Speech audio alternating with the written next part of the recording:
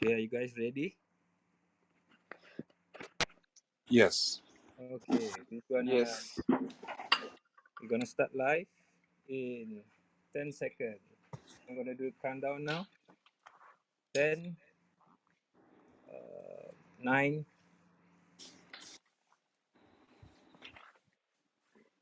Sorry, Ganesh is not ready. Sorry. So I just need to move my phone to the charger. Okay, I'm back.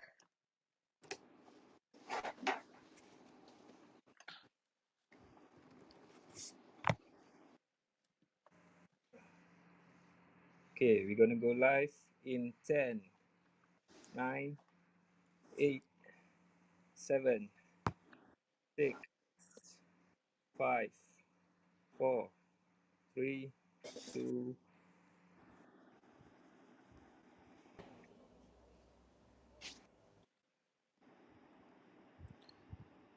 All yours, Yasin. Okay.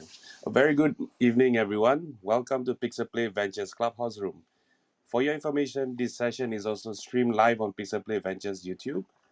Ladies and gentlemen, today's topic is titled Investor Funding Opportunities for Malaysian Startups, featuring Ganesh Kumar from Commerce.Asia, Farah, Rafik, founding member and former investment director of Cradle Seed Venture, and Johan, Nasir, founder Soukasel Asia's Berhad, and program director PROFICEO. Our moderator for today is Syahrul Yahya, whom is also the Chief of Operations for Pixel Play Ventures. Syahrul, the clubhouse is all yours now. Thank you. Thank you so much, Yasin. All right. Assalamualaikum and a very good evening to all. We are here back again in Pixel Play Ventures weekly clubhouse session. And just to recap, Pixel Play Ventures and Magic is now running a global market fit program USA, where 10 eligible Malaysian startups were selected to participate in an accelerator program focusing in expanding business in the United States. My name is Syahrul. Welcome again for those who have just joined us in Clubhouse. And for your information, this Clubhouse session is also streamed live in Pixel Play Ventures YouTube page. Therefore, for those who are not familiar with Clubhouse or by any means unable to join chatting with us tonight, you can view the live stream in Pixel Play Ventures YouTube channel. Do not forget to subscribe and like our videos for support. Thank you so much. And while waiting for our Clubhouse room to be populated, a little background about who we are. Pixel Play Ventures, in short PPV, we are a venture capital management corporation, or widely known as a VC, registered with Securities Commission in Malaysia. PPV focuses on investing in rapidly growing mid to late stage companies that fits Pixel Play Ventures' ethical venture build philosophy, which is designed for the ethical conscious investors and founders. And okay, let's go into it. Thank you also to those friends and audience who are with us in Clubhouse, and hello to those watching this live stream via YouTube. Some logistics to those in Clubhouse. Hope you enjoy listening to the session tonight, and feel free to participate by pressing the palm icon at the bottom of your Clubhouse screen. Our moderator will promote you to speak and interact with our panelists. Whatever it may be, questions or even sharing your personal thoughts are very much welcomed. And those who are watching via Pixel Play Ventures YouTube channel, do not forget to subscribe and like our videos. You may also key in your remarks or questions in the comment section. Our moderator will pick them up and convey to our fellow panelists. In previous sessions, we have had participants from GMP USA Cohort 1 sharing their entrepreneurship journey with us. All 10 startups were covered over a period of 5 weeks. And for tonight, we have GMP USA Cohort 1 local mentors chatting with us on the topic investor funding opportunities for Malaysian startups. My fellow friends are here together with me, Ganesh Kumar Bangah, Johan Nasir, and Farah Wahida Rafik. Assalamualaikum and good evening, Farah, Johan, and Ganesh. Waalaikumsalam. Salam. Right. Waalaikumsalam. Thank you, Syahrul, for And the introduction. a quick one, yes. Well, a quick introduction. I'm about to do the introduction for you guys of our mentors before we dive into tonight's topic. I'll first start with Farah Wahida. Uh, she is currently attached with Tradewinds Plantation Berhad under the Al Bukhari Group as one of their corporate strategies. Farah is also one of our own PROFICEO Ventures Investment Committee member, and previously Farah was an investment director in Cradle Seed Ventures, and prior to that, Cradle Funds in Berhad. She kicked off her career with Maybank as an account manager. Moving on to my friend Johan, and whoa, this guy Johan has a very long list of portfolios. Believe me, guys, do check out his social media and LinkedIn, Johan Nasir. You will not stop scrolling down reading his working experience details. Well, to note a few, Johan is the program director and master coach of PROFICEO Consultants in Berhad, being a founder, CEO, director, and such. Few notable companies include Soukasel Asia Sdn Bhd, NFT Pangolin Technologies Sdn Bhd, Don't Panic, Ascension Odyssey Sdn Bhd, FreakLife.com, KLDC Ventures Sdn Bhd, Malaysian Association of ASEAN Young Entrepreneurs. This was where I think I first met Johan back then, if I'm not wrong. Yes, Uh, that's right. more companies, Sepang International Circuit, Cradle Funds Yeah. Number Hut, and I shall stop there for Johan. Trust me, the list never ends. So I let you guys do your own homework for that. And finally, my another good friend of mine, Ganesh, a serial entrepreneur himself, venture builder, investment partner, as well as an angel investor. Ganesh is the executive chairman of NetCentric Limited. He is the founder and executive chairman of Commerce.Asia. Previously, he was the chairman of PCOM, a board member and CEO of MSC Cyberport Sdn Bhd. Ganesh has also sat in the board of Magic, co-founder and CEO and executive chairman of MOL Global Inc. and MOL Access Portal Sdn Bhd, CEO of Friendster, and technical director of Cyberfield Sdn Bhd. But as for Ganesh, I personally would always refer to him as a Malaysian who bought an American company and sold back the patent to another American company. Period. That's how I would describe Ganesh to a third party whoever asked. Well, Ganesh, Johan, Farah, it's quite a mouthful. I hope I've done justice to you respectively. Without further ado, let's start the evening with Farah. It is always ladies first. And to set the tone of this session, we are tonight focusing on startups here, which is by definition, startup is a company in the first stage of operations. Startups are founded by one or more entrepreneurs who want to develop a product or service for which they believe there is demand. And of course, as they progress, startups can further be categorized into early stage, mid, and late stage before their respective exit. And in general, there are different types of funding that are present in Malaysia currently. This includes equity financing, debt financing, grants, incubators, government loan schemes, angel investors, crowdfunding, as well as venture capital funds. So, from your point of view, Farah, which of the previous list of funding facilities available in Malaysia currently are relevant to most of the startups here? Mm, thank you, Syahrul, for your introduction. I hope that the things that I'll share here will be beneficial to some. Maybe sometimes it will be a bit. I'm just to explain to some people. I left the industry 4 years ago, but I still keep in touch with some of the people in the industry, so I sort of like know what's going on. But I guess in Malaysia, there isn't, aside from having a lot of new venture capital in the country, in terms of the funding from the government, I think it still remains pretty much the same.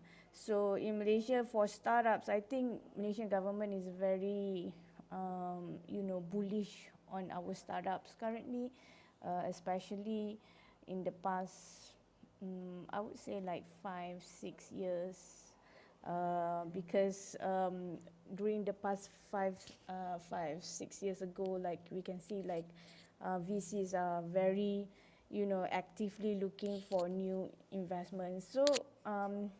So if we were to look at the the the stage of the company you're in, like say for example, if you're a startup, there are government fundings available. Right now, as you know, I came from Cradle, so there is Cradle Fund, and then I'm happy to see that there are a lot accelerators coming up, and but I think it's more of like you have to know what sort of what sort of companies the investors are looking for. It's like because, for example, like there are a lot of investors available in Malaysia, but you need to go to the right investor. You need to know, you need to do a bit of research and see what kind of investment they normally invest in, so that you don't get frustrated, when you go to many investors but it doesn't fit into their investment profile. So it's not like it's an investment mismatch, to be precise. So like Cradle Fund, Okay. we focus on technology, not on other business. So there's Cradle Fund, and there's also ECF right now, so you can also go into equity crowdfunding. So there's I think that's pretty much what I can tell right now. So yeah, we can dive deep into those later. So yeah. So definitely we will. Thank you for Yeah. that. I just want to switch to Johan sekejap.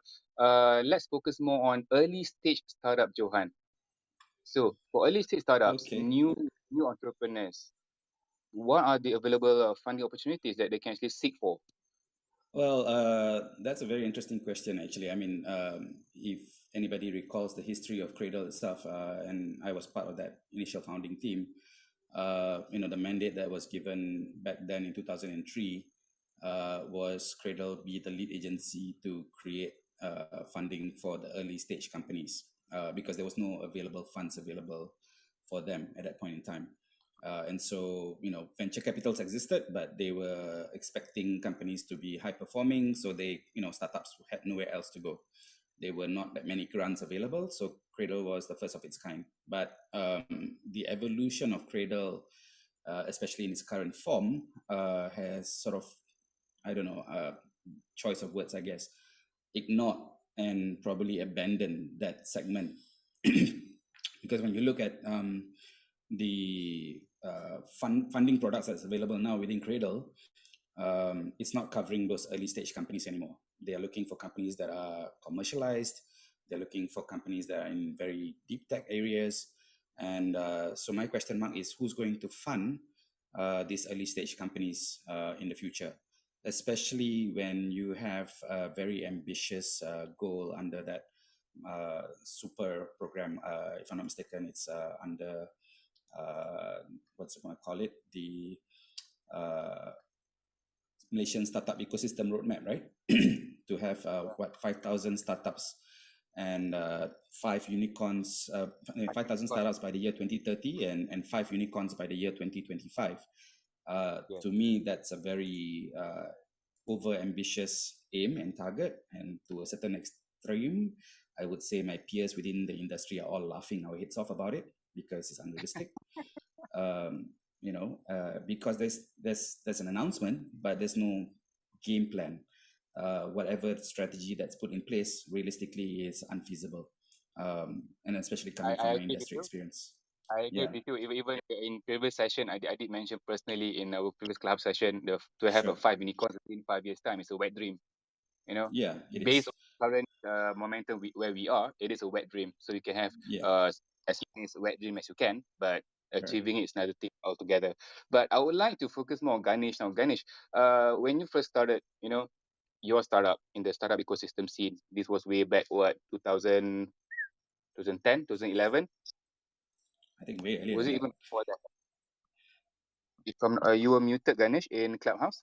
You need to unmute yourself first, else we cannot hear you.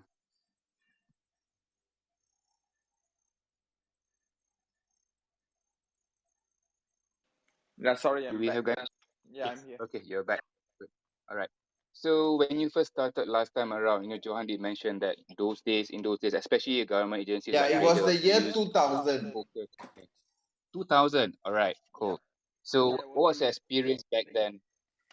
Well, I guess at that time there wasn't really much government agencies involved, and so because there weren't much, you guys can hear me now, right? Yes, we can hear Yes, you. but your video is off. Yeah, yeah. So You're look, good. because there wasn't much government agencies at that time, we had to depend on angels and also corporates lah. The good thing was when I first started my business, it was actually at the beginning of the .com, or rather in Bubble. the middle of the .com bubble. And so a lot of Mhm. corporates were doing two things, right? One is they were changing their names and putting .com behind their name. Right, DG became Digi.com Berhad. Time and Time Telecom became Time.com Berhad, right? So, and second, where they were investing into .com or internet companies, lah, right? So there was, I would say, a point during the .com bubble where every corporate in Malaysia was investing in an internet company, right? Yeah, Literally, you can see like every day you would see, so for example, Tan Sri Vincent of Berjaya invested in my company through a listed company called ML.com, right? And then they were like, yeah, every day you'll see a different listed company kind of announcing their venture. My EG was actually an offshoot of EG.com, another listed company, right? So there was yeah, another it is. listed company that actually invested in MyEG and that company became the MyEG of today, right? So you can track back a lot of successes, including Job Street, which also did very well about 10 years ago, right? Before Mark Cheng, the founder, actually exited. You can track a lot of the early stage. I'll see Generation 1 companies like MOL, Job Street, iProperty, right? Those are Generation 1 Malaysian internet companies. You can Catcha.com. Yeah, Catcha.com, that's right, which is now iProperty and iCar and everything came from then, right? So those generation one companies were invested by corporates, right? And corporates were the only investors at that time. So you didn't have Cradle wasn't around. Of course, Cradle coming up to the market was really good, right? So I guess because of that, you were at their mercy, right? So for Yeah. example, at that time when ML.com Berhad wanted to invest into my company, they were like saying, look, we're going to invest. We asked for 4 million for 30%. They came back and said, no, 2 million for 60%. We thought about it for about 3 minutes and then we said, okay, right? Because there wasn't much of an option, right? And 2 million was a lot of money at that time, right? Whereas today, It of course, was. you go to a startup and say that they'll say, no, we'll go to Cradle and get some money. Then we'll go to MDEC and get some money, and then they'll become a startup house. They'll become grantpreneurs, right? Yes. So there's a lot of options today in terms of funding, and people are also more astute. They understand startup valuations. They're willing to take more risks into startups as compared to 10 years ago, right? So we All had right. a If I can, bubble in the... Yeah, go ahead, Syahrul.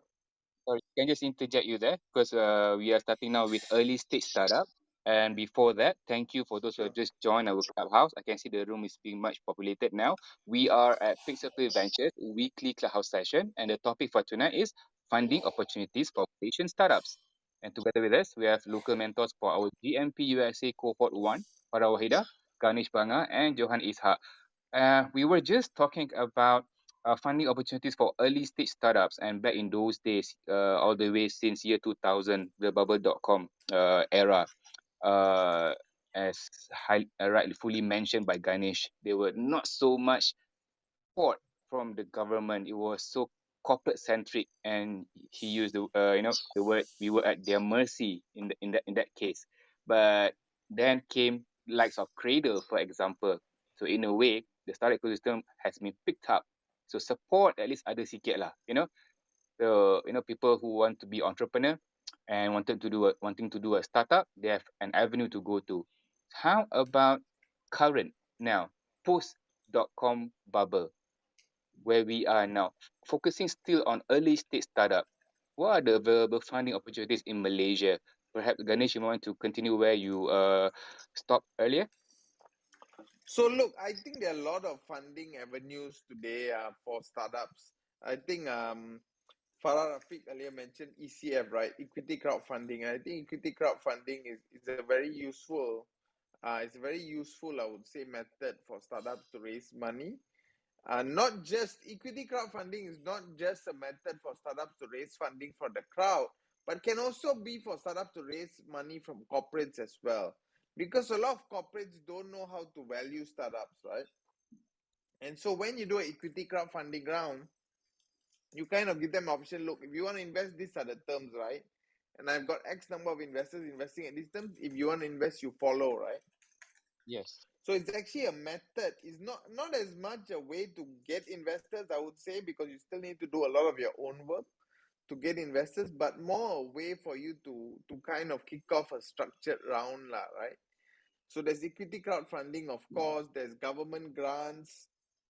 There's so many now, these Penjana VCs that are also out there, that are also looking at the market. Of course, the real problem, and I echo what Johan mentioned, the real problem is not so much once you found product market fit, not as much Series A, Series B, Series C, but really the early stage where companies haven't found product market fit, right?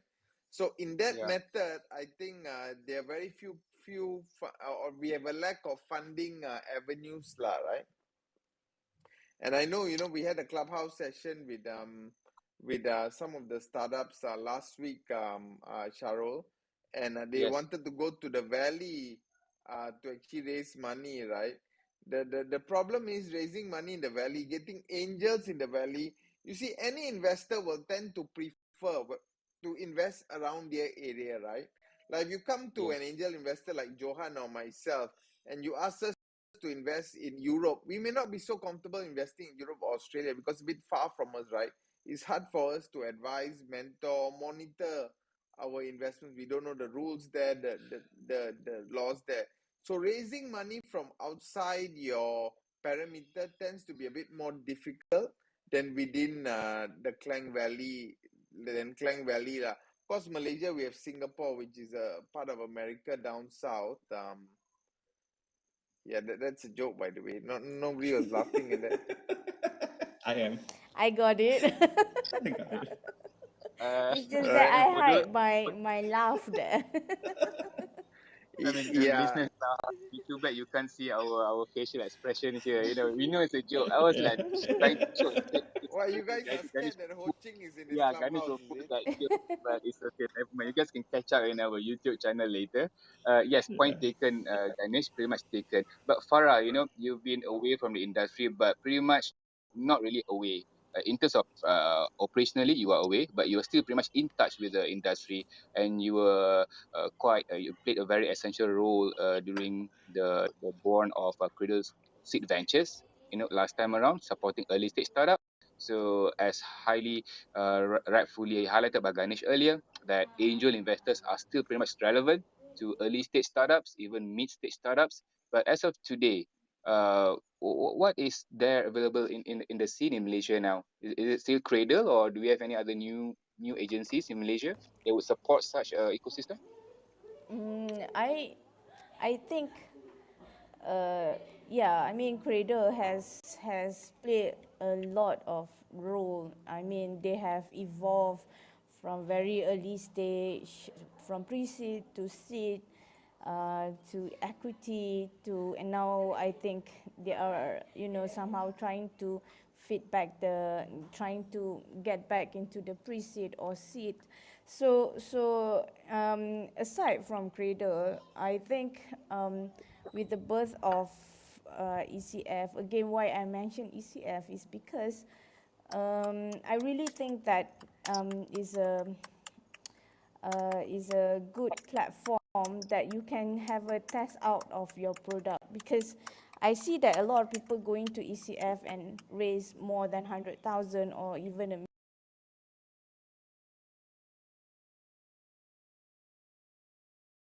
if you go with the, maybe you try out with a small amount like 200,000. I've seen like an Indonesian company coming into ECF with amount far less than 500,000 and stuff. So I think is a good platform to see how people see your product at the very early stage, because right now I think I'm aware that getting VC investment is very difficult for Malaysian startups. I must admit that, because you do not see a lot of VC here in Malaysia because we have a lot of competing VC around in Singapore, in Indonesia, and even in other countries like Vietnam and Thailand. So you know you are competing with a lot of VCs, and I bet these VCs are also looking at their origin countries, right? So for startups, it is difficult for them to get funding, is because the validation itself. Sometimes it's unfair to That's say, interesting, Farah. I will yeah, stop you there. It's difficult for startups to get validation. Yes. And as funder yourself, also dealing with government and private funders, I mean, what do you actually look at startups who apply for funding? Question mark. Perhaps all right. some tips and for our Why fellow audience.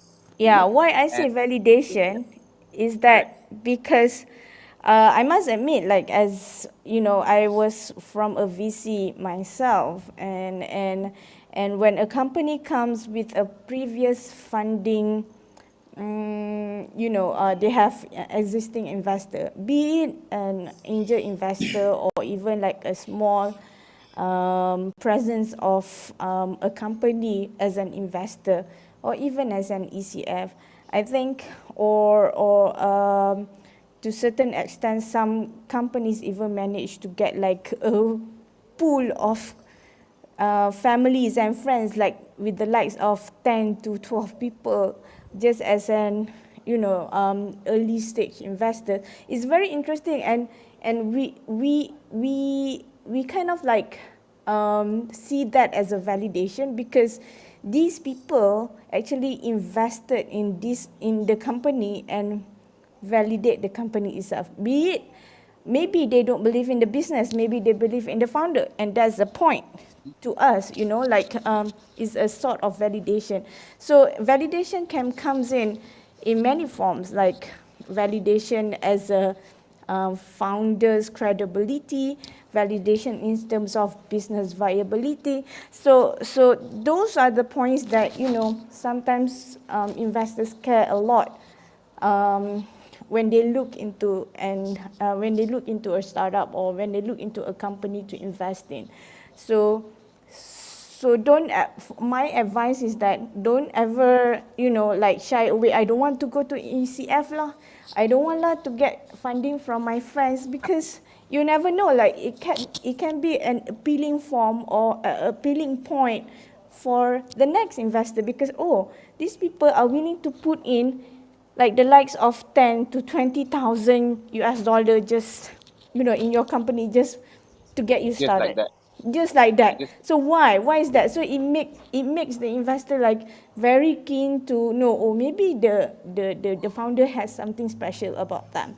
So yeah, I think people good to probably very, they shy away from early stage investor, like they kind of like, I don't want to take money from a lot of people. So but believe me, it present a sort of confidence in investor.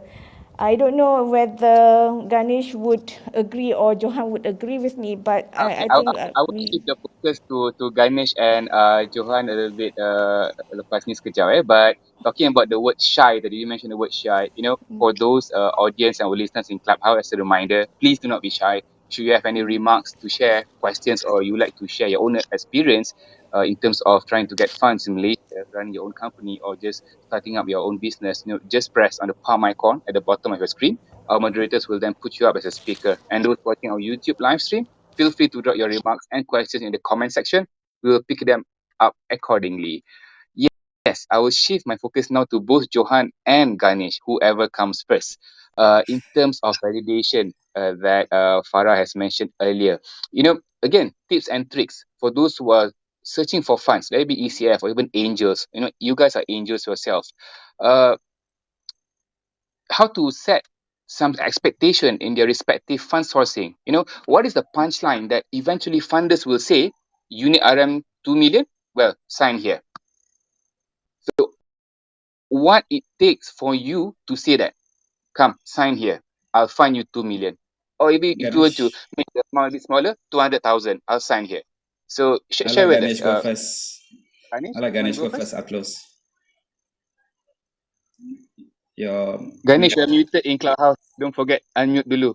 Thank you, bro. Yeah, okay. Uh, No problem, no problem. Sorry, I keep on muting is one of the biggest issues in the new normal. We need to find a solution for that. Yeah, you see the biggest problem I find capital from venture capitalists in Southeast Asia, or even angels for that matter in Southeast Asia, is they're not really innovation capitalists. Our venture capitalists are actually copycat capitalists. Why do I say copycat capitalists, right?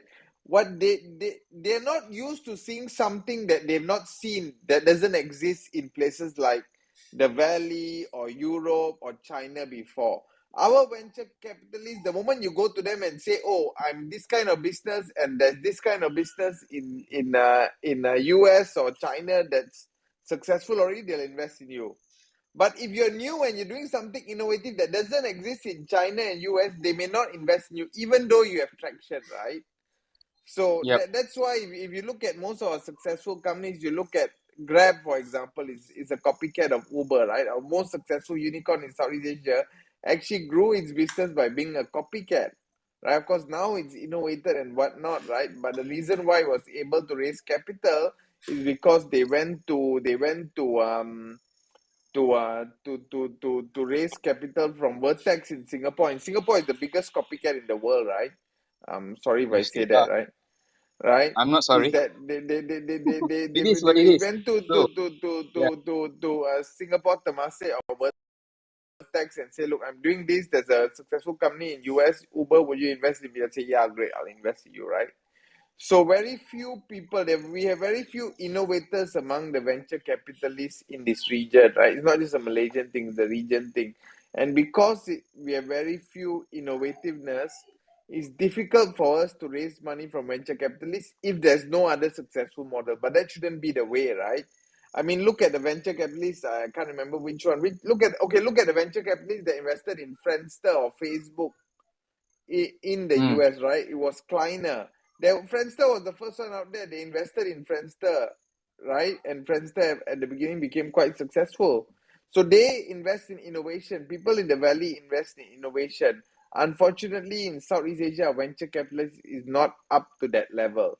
And so, what do we need Is to it do, because we don't right? want to take chances?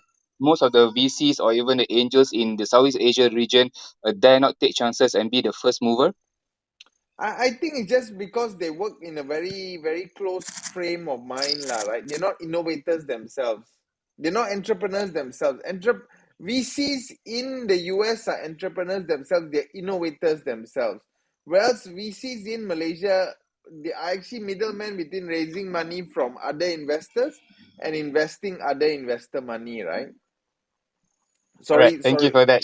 Johan, back to So you, it's Johan. not only in Malaysia, also in Singapore and across the region, right? So they don't have the innovation mindset. They're not willing to kind of take a bet, right? Which actually opens up an opportunity for angels, which opens up an opportunity for ECF, for example. And just to echo what Farah said, yes, Mm-hmm. raising money from equity crowdfunding, you need to, you need to be thick skin, lah, right? Right, to ask Well, your you want friends to ask to for something, you need invest. to ask.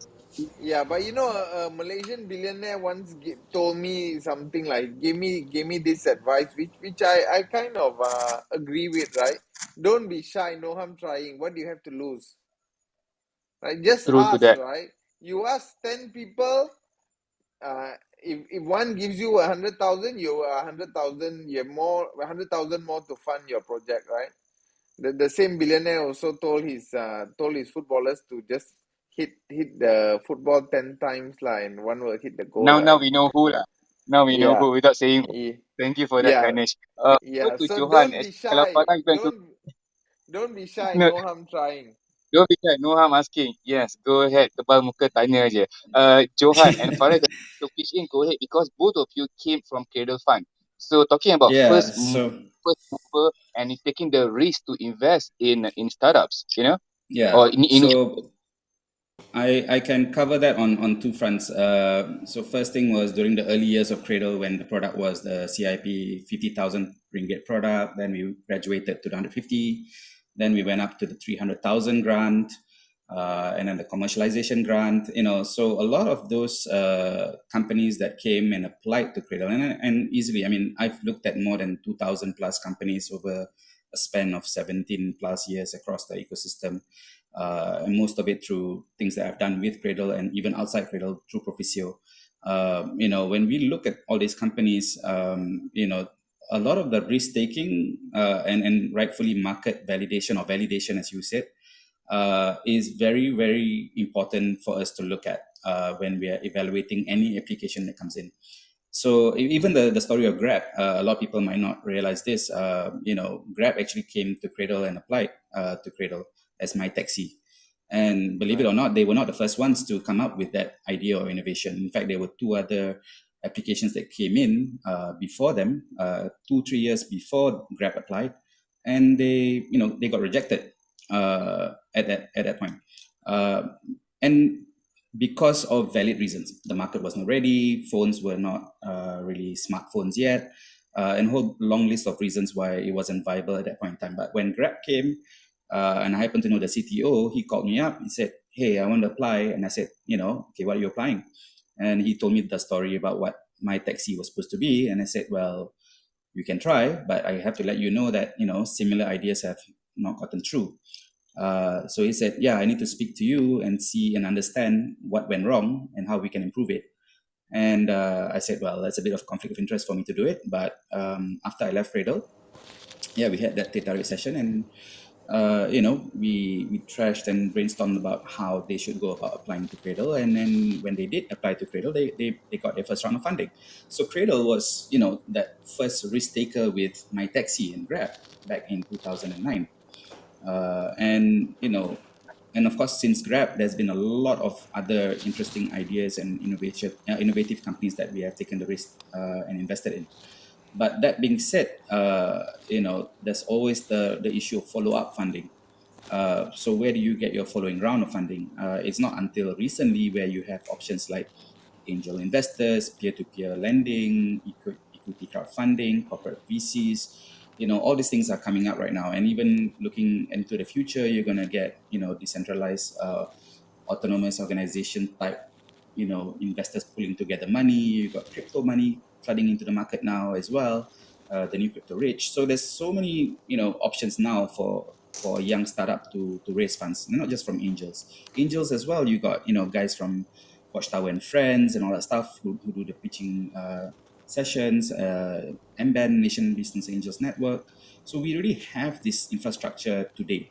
But these things were not prevalent back then. I remember even when when Ganesh was going back in the year 2000, I was part of VOL Asia. We were the fourth company to get the MSC status. We were funded by MSC Ventures themselves. So even back then, MDEC or MSC, was in the role of playing a VC, and we got funding from them as well. So there's a lot of things that are happening. Of course, 20 years is a long time to compress in between. I go back to the point, if you're going to look further down the line right now with parties like Penjana Capital being around, your ECF players and all that stuff, they're not covering the early ideation stage funding.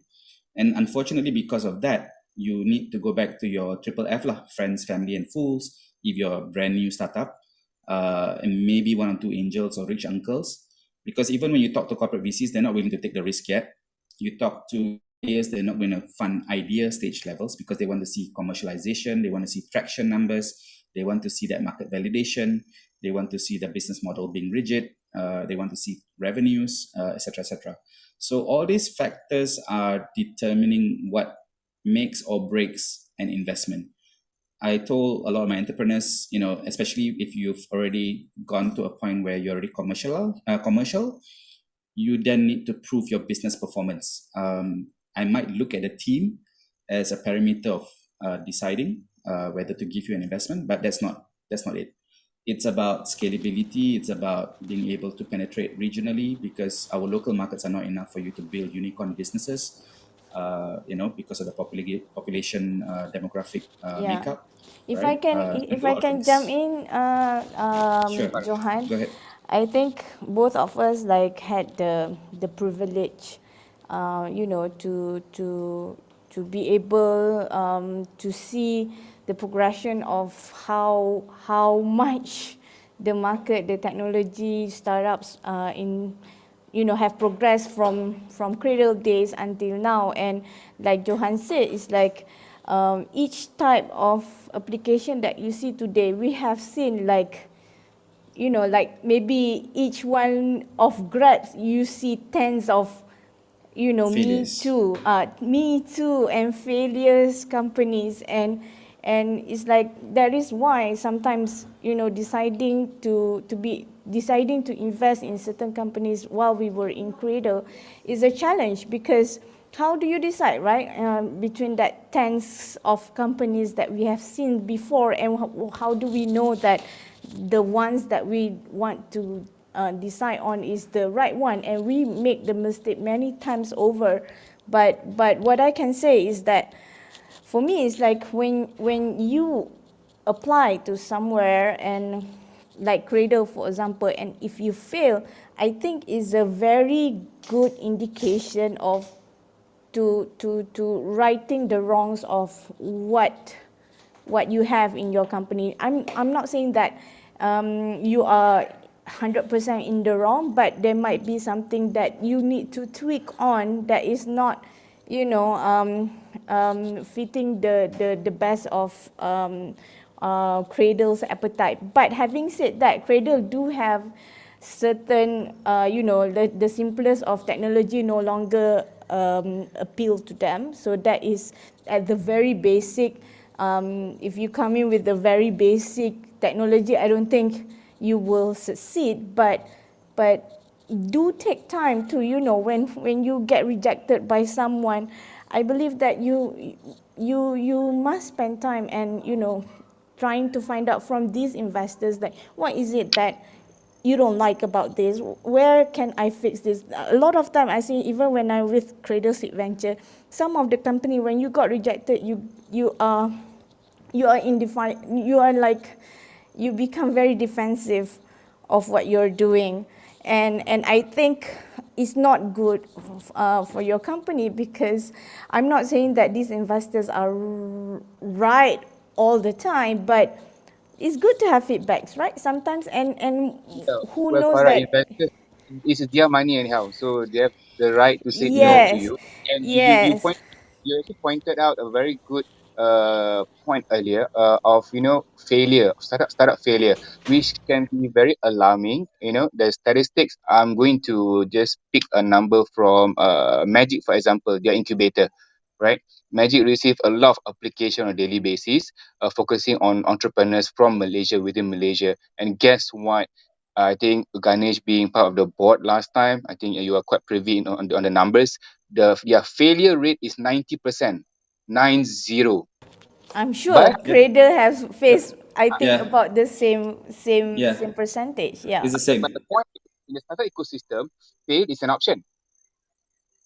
Failure is Yeah. an option, and funders would look at your failure as your level of maturity, as Yeah. the parameter to decide whether or not to invest in you, Yeah. which is So I can a give bit. you. Yeah. Go Yeah, ahead, Johan. Syahrul. So, I mean, to echo or add on to what Farah was saying earlier, I mean, you have to remember that within Cradle, or even my other roles with MDEX Entrepreneurship Development Fund, and a whole bunch of other funding platforms out there, sitting onto those boards, I can tell you right now, I mean, Farah, myself, when you are in the discussion room on evaluating and deciding whether to go or no go, or invest or not into any idea or applications that come in, at every stage, from application stage, from even pre-application stage, when we talk and engage with entrepreneurs at roadshows, when they apply and we interview them and we give them feedback in terms of, well, where they could strengthen the ideas, even during the decision of approval committee periods, or even when we're mentoring these companies through PROFICEO programs and all that stuff, you have to remember that not all these startups know it all.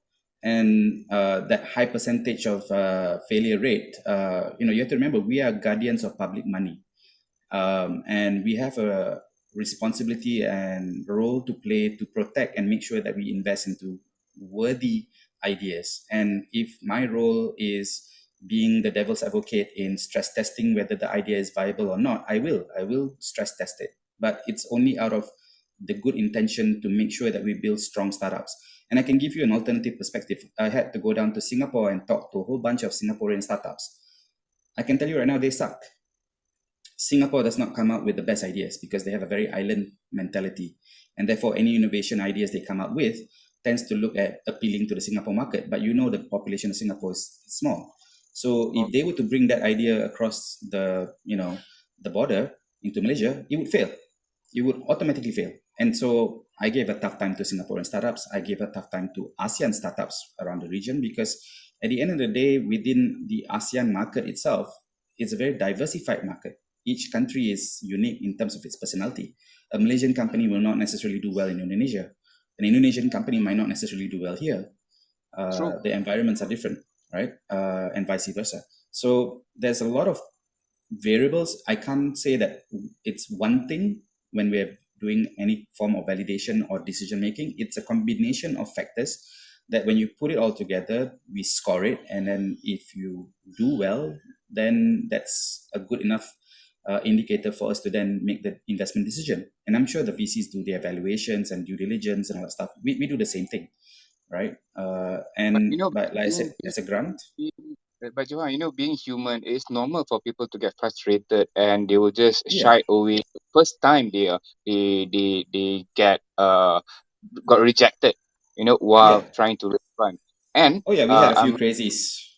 Had a few I'm crazies. actually moving towards a different spectrum of the definition of frustration, especially for entrepreneurs and startups. Funding is pretty much synonym to banking institution. What are your thoughts about startups approaching banks for funding instead of the typical angel, VCs, even the government grants or even equity funding? Because what are your thoughts on that? Okay, so I think I've been encouraging a lot of companies to look into this, mainly because of the way investments are structured. So now with venture debt being a model that is becoming a bit more popular. So I would say, even with Soukasel, when I raised my investments there, it was structured in such a way that is partly equity, partly debt. Why? Because when you are a young company, you don't have much value in the company yet to justify a large amount of investment. So do you want to give up very precious equity at an early stage versus taking a hybrid model where, yes, you might need equity and you are willing to give up some form of equity for your company, but the balance amount, you can probably look at, loan-based or lending-based sources, right? Why? Because especially at an early stage, a lot of your burn rate is going to come from building the brand. If nobody knows you, if nobody is aware that you exist, then who are going to be your customers, your early customers, your traction? Being a founder, Johan, I'm already burning my own pocket, let alone, seeking for fund solicitation from banks. Yeah. So banks are not really the most ideal partners for that because they are, the simplest way I would say they're like chickens, right? They run away from fear. You approach a chicken, they run, right? And so banks do not have the mindset of taking risk. They are risk adverse. So they're the last on the value chain. But they could be investors that you talk to, angel investors, corporate investors, even VCs, for you to structure a partial debt model and an equity model within that one round of investment. And that's a very interesting model to explore. Like a convertible, right? Yeah. Convertible. All right. Thank you for that. Ganesh, what do you think? Yeah, I think I agree on that convertible note thing. One of the mindsets that Malaysian entrepreneurs have is they think, and this is just from my listening to pitches over the last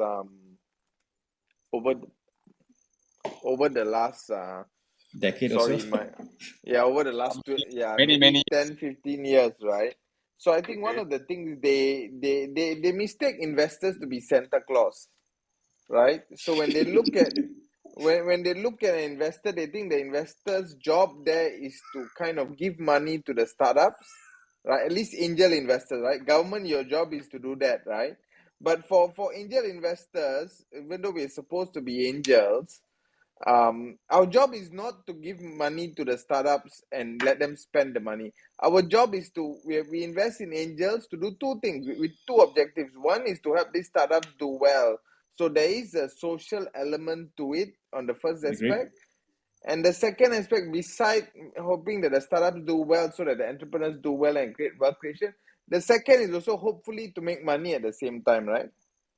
Mm-hmm. Right? And so because of that, valuations come to play, right? However, we are at a very early stage, like at the idea stage, very hard to put a value on a startup, right? So then the easiest way is to do a convertible note, right? Because a convertible note generally is actually a debt that converts at the next round of valuation, right?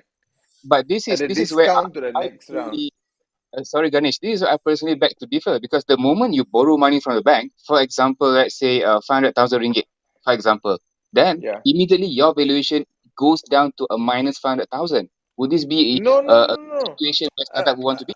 a convertible note, in the first place, a convertible note doesn't mean when you raise money from a bank, your valuation goes down. It doesn't work that way, Yeah, it right? doesn't. Okay, explain. A convertible Thank you. note basically means there is debt. So yes, you owe the guy. But even if you raise a venture capital funding, if you look at most of the terms of venture capital funding, including one or two agencies that I've seen, they're Mm-hmm. if in effect debt, in effect, right? Why I say they're in effect debt is because there's always the terms that says, look, you need to give a 25% IRR and whatnot.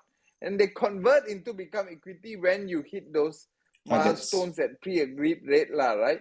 So Yes. even venture capital, even if you raise 5 million from a venture capitalist for 20%, if you don't hit your targets, the guy can take over your company, right? Yes. You get what I mean? The So even though you may not 30-51. personally guarantee, unlike a loan, but you're still on the hook for it, right? And you're not worth. So a lot of startups think that if they raise 20%, 1 million for 20%, their 80% is worth 4 million. It doesn't work that way, right? So just Yes. because you raise 1 million ringgit for 20% in the company, the terms that a VC gives you will make sure that you're not worth that 80% is not worth the 4 million. Does that make sense, Syahrul? Yes, it does. And thank you for the clarification. I mean, Yeah, on purpose, I open the yeah. floor for So discussion so to benefit the listeners. yeah, again, before we go to listeners, again, the reason what the mindset is very important. So the basis is that if you take money from an investor, you must make him money, right? So if you have that mindset, you will do well. But if your mindset is I want to take money from this investor and I don't have a mindset of returning back the money with gain to the investor, then you've got the wrong mindset. Does that make sense? Yeah, Ganesh, I agree.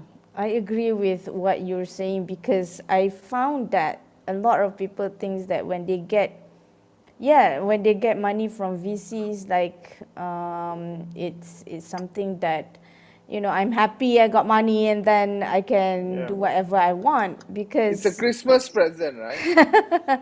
they think that okay, there's two thoughts to this lah, because of course when you go to the VC must also add values to be fair to the investor because Yes. they give out their equity and then they Yeah. wanted, you know, to find values in these investors, but at Yeah. the same time you must remember that they are also a shareholder and your obligation to shareholder is to increase the Yeah. shareholders value.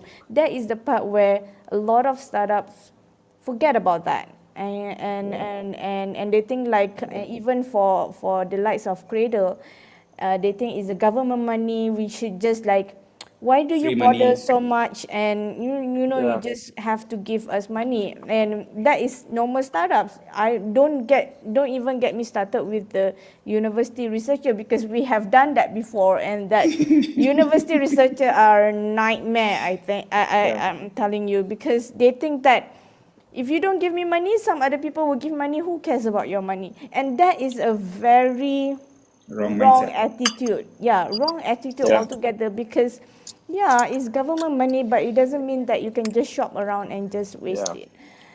I So think is actually you guys might want to, you know, just beri sepatah dua kata for those people out there who has this typical mindset.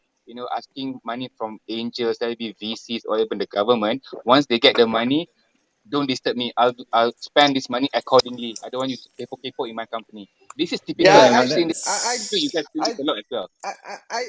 Syahrul, honestly, as an entrepreneur, I think it's not a wrong mindset to say, look, give me the money, I know what I'm doing. It's not a wrong mindset, right? Ganesh, And not all people like you who has 10 startups before, who has existed startups. So of course you sure. already have a I'm different mindset.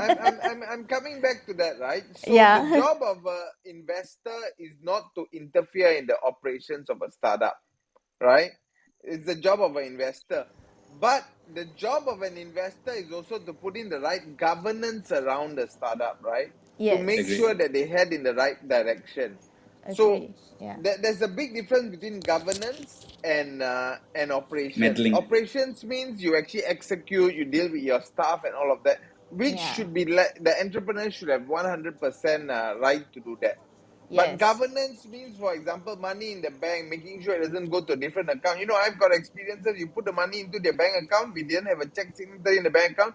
They immediately think it's their money, right? Again, Santa Claus Yeah. mindset, right? Yeah. Santa Santa Claus Claus mindset. Keep and talking about Santa Christmas gift Claus. I have a mindset, right? very good thing to discuss on Santa Claus money later, but I'll save that for the second half of this clubhouse session. Yeah, We are reaching to a point of our first half of the clubhouse. I yeah, believe tonight's session, our listeners are pretty much shy. It's either they are shy or they have been listening so much, being too attentive to our discussion and our arguments, which is good.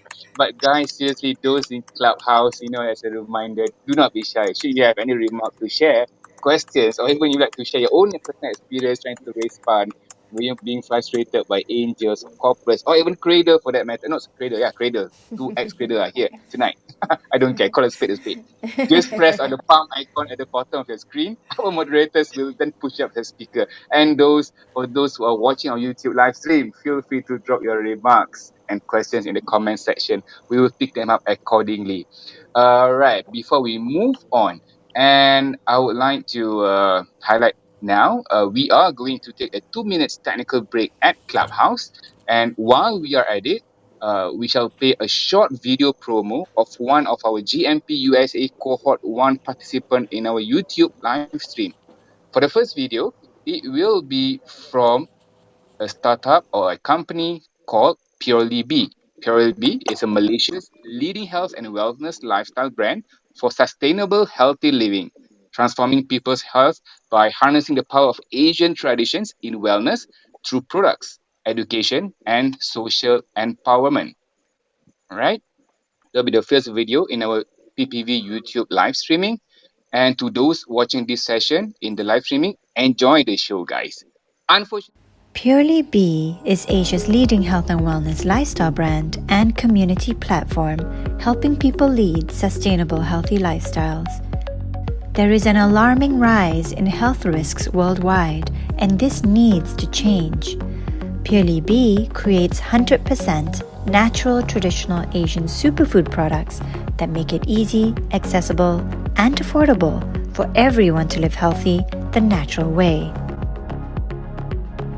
Pagaga by Purely Bee is a traditional Asian superfood blend of nature's most powerful herbs and fruits. Pagaga, turmeric leaf, papaya leaf, habatusauda, green apples, and dates. This scientifically proven herbal blend has been used for centuries in Asia for its extraordinary health benefits, improved immunity, gut health, skin, anti-aging, and brain function. Uniquely made, accessible, and tasty for the modern, busy lifestyle, simply mix 1 scoop to your drink for your dose of essential nutrients. Only 100% natural premium ingredient remedies crafted by renowned traditional herbalists and medical scientists.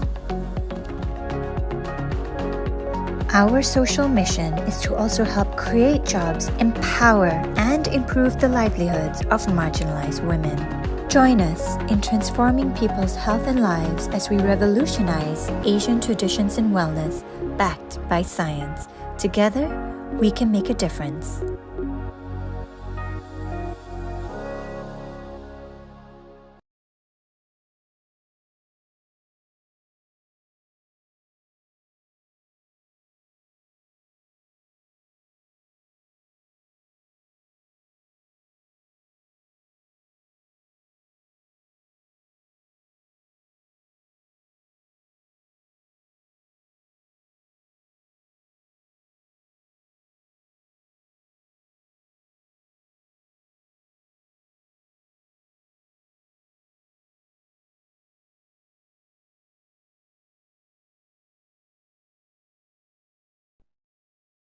Okay, we are back. 2 minutes up.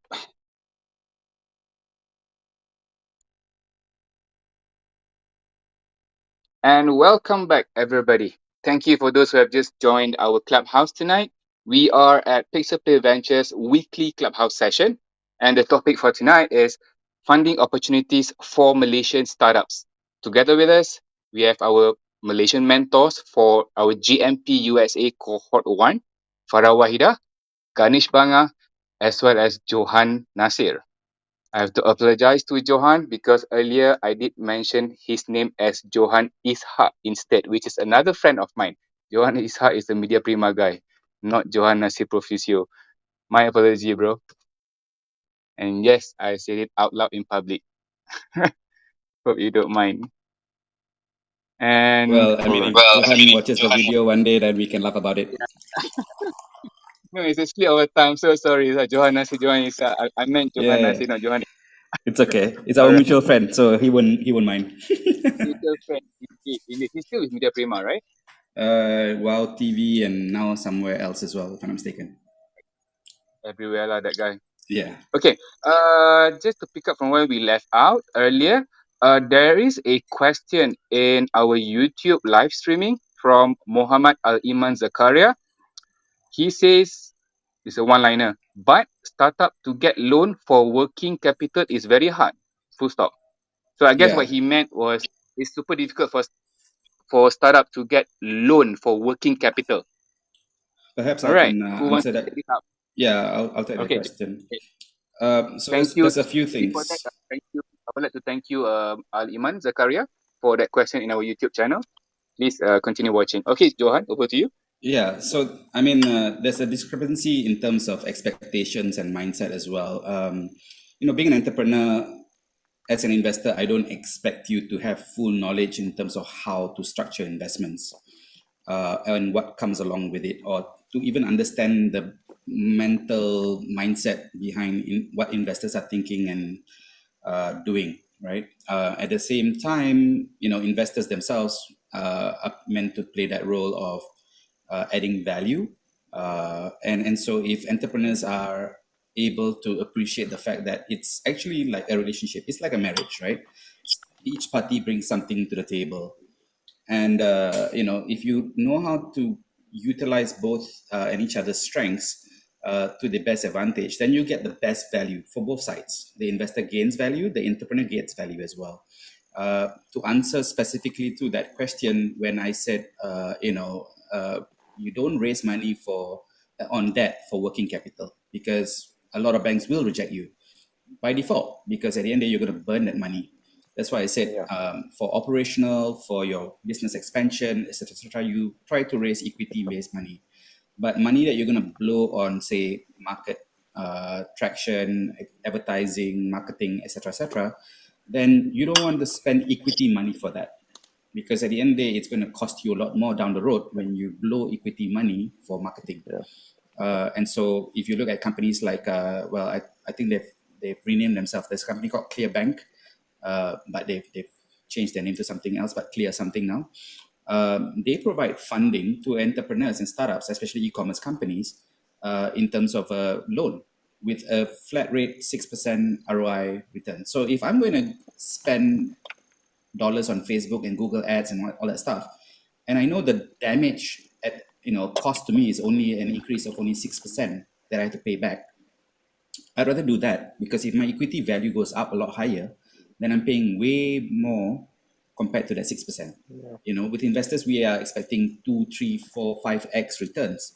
So what are you planning to spend 200, 400%, of the equity value on your marketing? That doesn't make sense. It's not right.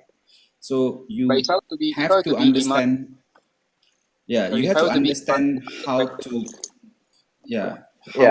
portion and position that money correctly, using the right instruments of investments or funds for the right purposes, and strategically planning that out, because investors will respect if you have an understanding and appreciation in terms of how to structure your cash flow, how you're going to spend that money, and all that stuff. If you do it correctly as an investor, I would be quite impressed, because I know you're not doing something that tells me you lack the experience to manage money. If I'm going to trust you with my money, I need to know that you know how to deal and handle and manage that money so that my money grows, along with your efforts, right? Yeah. If you do things the wrong way, then I lose confidence to you as an investor. Yeah, I think if I can Okay. just add, to what Johan mentioned, right? When we said earlier raise money in the form of debt, we didn't necessarily mean go to a bank to raise money. Yeah. So we also talked about convertible notes, right? So for example, if you go to an angel when you have zero in your business, it's very hard to come to terms on a valuation of a company if you haven't got any traction at all.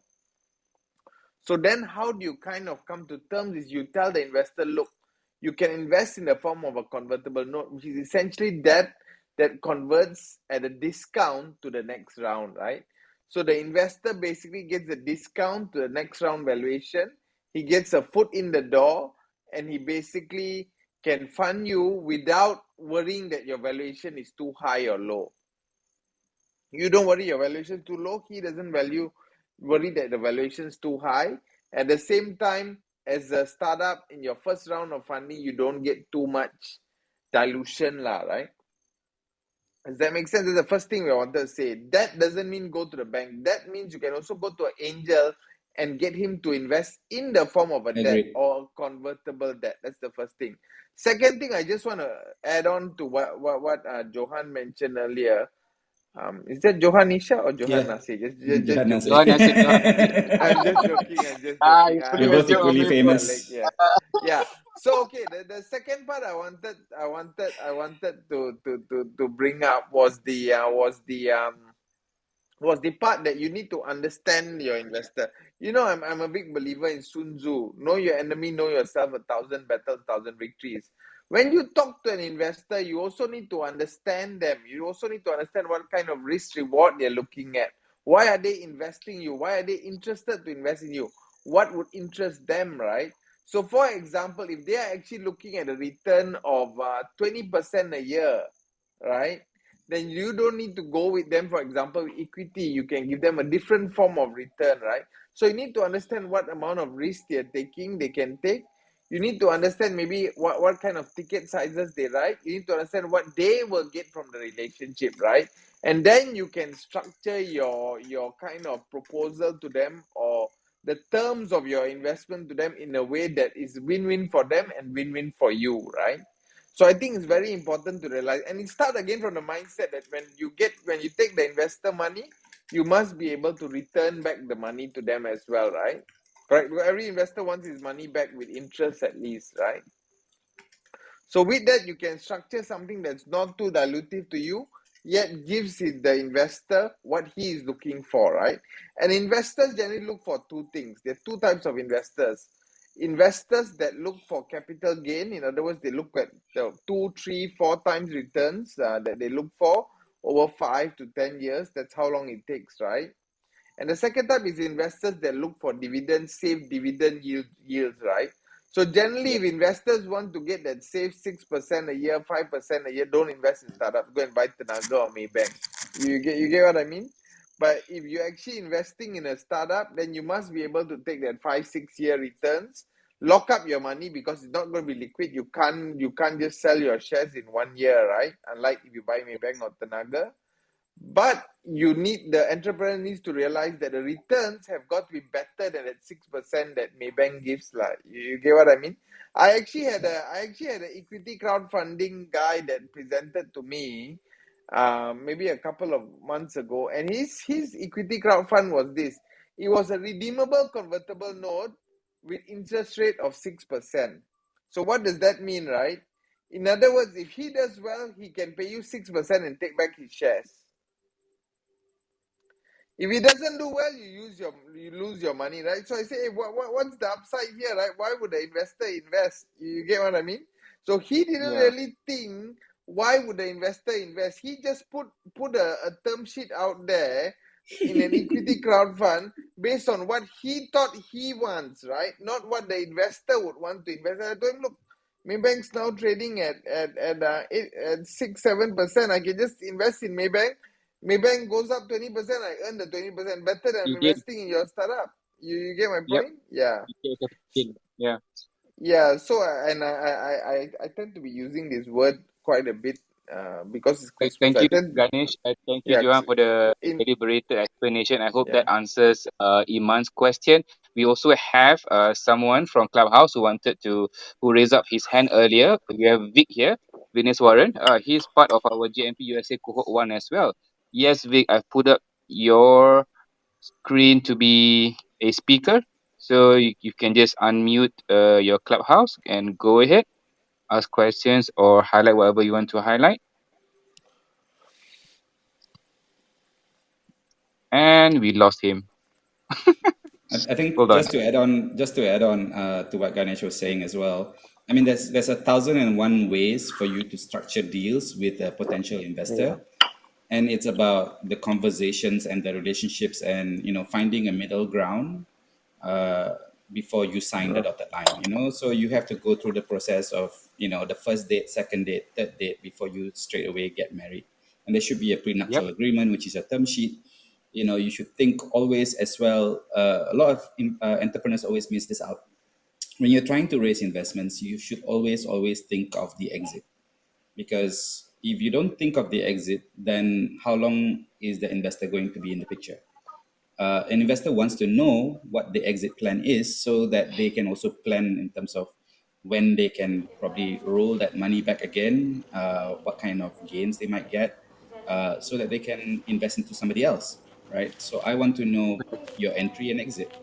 Two, another way of structuring that debt approach is to give a higher premium, like what Ganesh was saying, right? If you know that the banks are giving, say, a 6% return, and even if I park my money, if I'm an angel and I have my money in, Amanah Saham or whatever instruments out there, that I know I'm going to get at best anywhere between 6 to 10 to 15, 20% returns. If I said, look, I need to raise 500,000, but it's in debt, but I'll give you a 50% premium return in your investment in a time period of 3 years. So to the investor, well, that's less risk, because I know over a time frame of 3 years I'll get back 750,000, right? 500,000 plus 250,000, and then you can even structure the repayment terms. So the problem with banks is you might have to start paying installments immediately, whereas with an investor you could structure it, well, I'll pay you from month 13th onwards, or I'll give you 3 split payments of 250,000 each, within a specific schedule, right? You can structure this kind of deals. Definitely more flexible, So, more and more this works, yeah, and this works very well with the non-savvy investors. If you're trying to convince, especially family and friends who are not familiar with equity structuring or term sheet deals and stuff like that, it's much more easier to convince them and say, look, you give me 500,000, I give you back 750,000 in the next 2-3 years. I'll pay you according to the schedule. Are you okay with it or not? It's a very straightforward deal, and they're not going to think too much about valuation. They're not going to be thinking too much about, oh, am I going to get a dividend? Yeah, you can throw in all those mechanisms in there, but this helps open up a wider pool of people that you can approach to invest into your company, especially at an early stage. So if you're smart about how to structure those kind of deals, you might not even need to raise money from VCs. You might not need to raise money from equity crowdfunding. You can, I mean, those options are available, but why bother if you don't need to, right? If I'm giving an sure. attractive return, My personal advice to those people who are in such situation, just use yeah, this word, 4-letter word, KISS, KISS, which yeah, means keep it keep it simple. simple. You know. Yeah, But I it wanted is. to ask, I wanted to ask audience, like, if someone can, I don't know, I wanted to throw these questions to the audience who are looking for funding. Okay. First question is that, do they ever take up a mentor that, Guide. could guide them in terms of funding or in terms of the growth of the company? That is one question. And in terms of, even in terms of the interpersonal development of the founder itself, you take up a mentor and you fix whatever attitude that you have, like you feel that, how can I become the founder that the others would seek to, right? So second is that when they, I mean, everyone needs money, but do they even think of when they look for money from an investor, do they know what value they are seeking from these investors aside from the money itself? Because I really think that some are just looking for money. I just need money, which I think Wrong.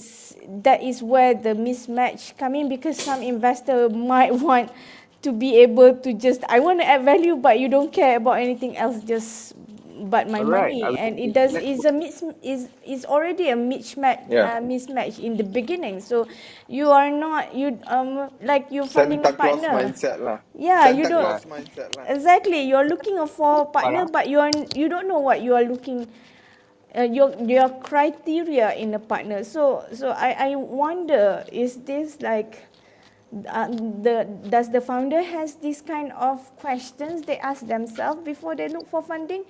So that is Yes, that are the let's two pose this question questions. to the Yeah. audience, the listeners in Clubhouse, as well as the viewers in YouTube. You know, two questions. Number one, founders who are looking for funds. You know, do you actually take up mentors or coach to guide you in order to do the actual fundraising? Number one, and number two, do you even know the actual value you are asking for? Like really know the value that you're asking for. For example, you're asking for 2 million. Do you know that 2 million will translate to, I mean, in terms of usage, what are you asking for? Is it really 2 million? Do you really need 2 million?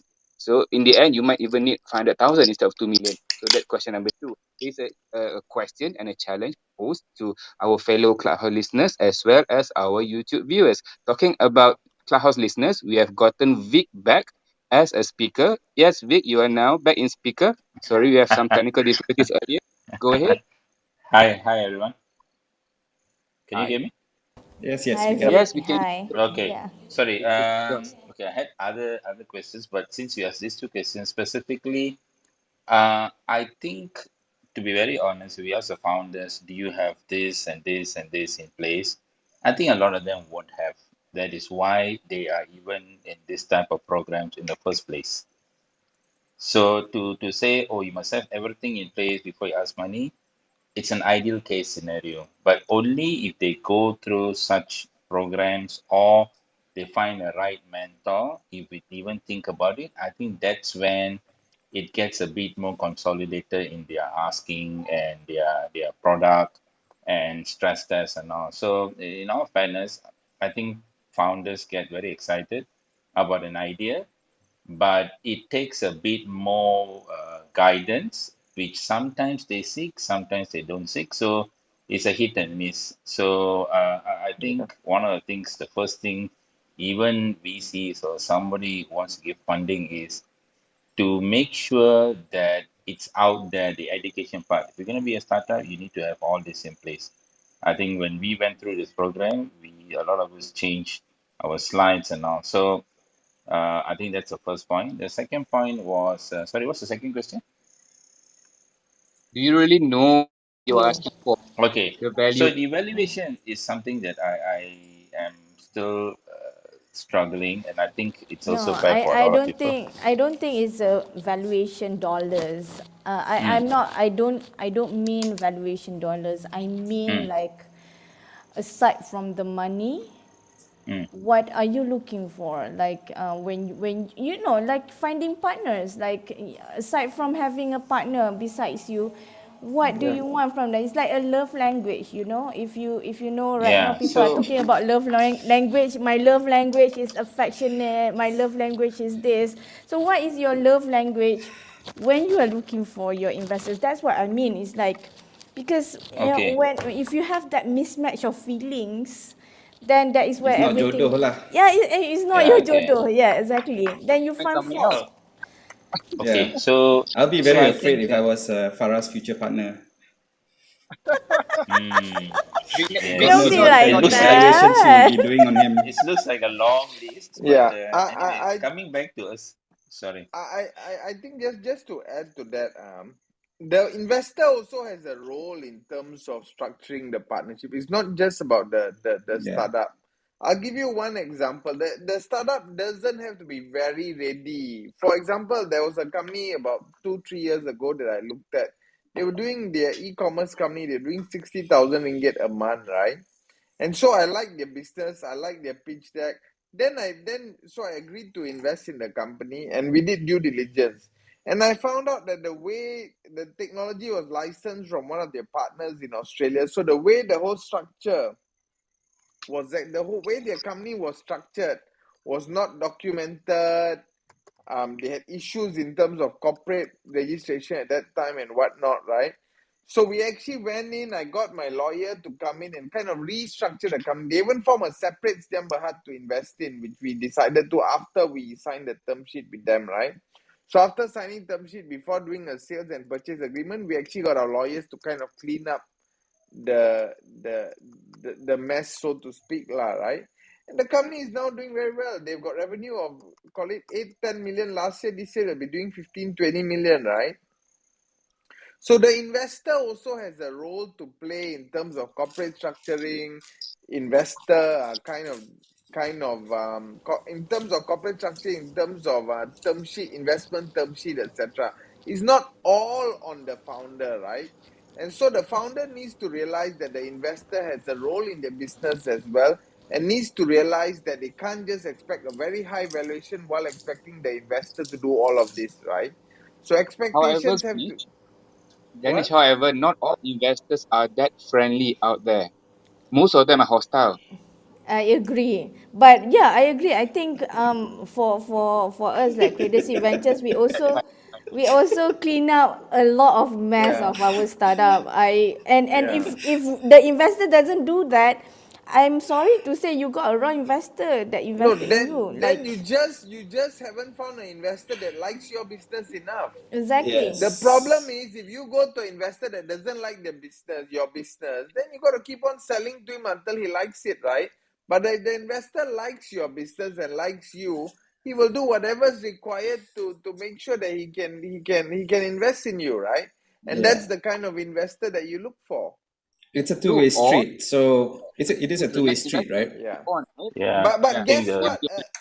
Okay. Investor is Ganesh, going Ganesh, to please. want an investor is going to want to invest in a company and will do whatever they can to make sure they can invest in it if they know they can make money from that company, right? Yeah. An investor is not going to do all that work if they know that there's no opportunity for them to make money out of it. So the job of the entrepreneur is to send that message to the investor that I can help you make money. This is an interesting model.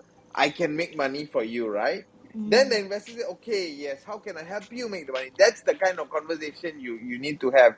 That pitch deck is to send a message to the investor that not that you're great, but that you're going to help the investor make money. And if you can send a message to the investor that you're going to help the investor make money, then it's his job then to help you make that money, right? The problem is Yes. too many pitches, too many startups that we have seen, and I'm sure all of us here, Johan, Isha, and Farah, Rafik, and all have Kena ada seen, Johan Isha again. right? I've seen is the startup goes to the investor to make money from the investor, not the other, not together. Yeah. You get what I mean? Yeah. So Yeah. with such a high valuation, and the whole objective, and investors are not stupid. They can read right through you, right? You know what I mean? And sometimes we get entrepreneurs that have the money themselves, but they don't put a single cent in their business, but expect to raise money from other people. You get Yeah. what I mean? Why Yeah. is that? Why do they not want to put in their own money but raise money from other people? Simply because they don't believe in the business themselves. They think other people is going to be the Santa Claus, right? Exactly. But I want to Yeah. I want to comment on what Vic said. I do agree, Vic, that not every company are ready, and I think this is why we have this kind of session, right? Like getting feedbacks from the likes of us. I'm not saying that we are great investors or anything, but I mean, it's a good experience. We have experienced that, and thus we are saying this to you, the audience, saying that, if you don't have mentor, find someone to, just someone you can talk to, because The saying of lonely at the top is very real, because one day once people see you, you know, a boss of a company, a founder of a company, they act differently with you. Find someone who can act normal and give feedback, honest feedback to you, if in terms of your growth, in terms of your how's your company is doing. If they think your company is doing, if your company sucks, they will tell you right to your face, and you have to take it with a pinch of salt and see how you can overcome that. So if you don't have one mentor, go and find one. You know, it could be your friend, any friends that you know nearby. But hey, buddy, I need your help. I need your honest opinion. It doesn't have to be like someone with, you know, truly, because a mentor is also an, you know, a good people who can give you the kind of growth that you don't get from your friends or family. So that's what I'm saying. Like, if you don't have one, go and find one. And if you don't know what you're looking for in an investor, try to, you know, try to think of it. This is just like an advice lah. I Yeah. would think, yeah. I mean, Seriously. just to add on to that, as a mentor for the past 11 plus years or so to a lot of companies and startup within the PROFICEO environment and all that stuff, and you know, and of course working with Pixel Play on this Magic GMP program, we, you know, the mentors have a network. The mentors know other mentors. If there's something that is outside our domain, we have our peers that we can always reach out to understand certain things.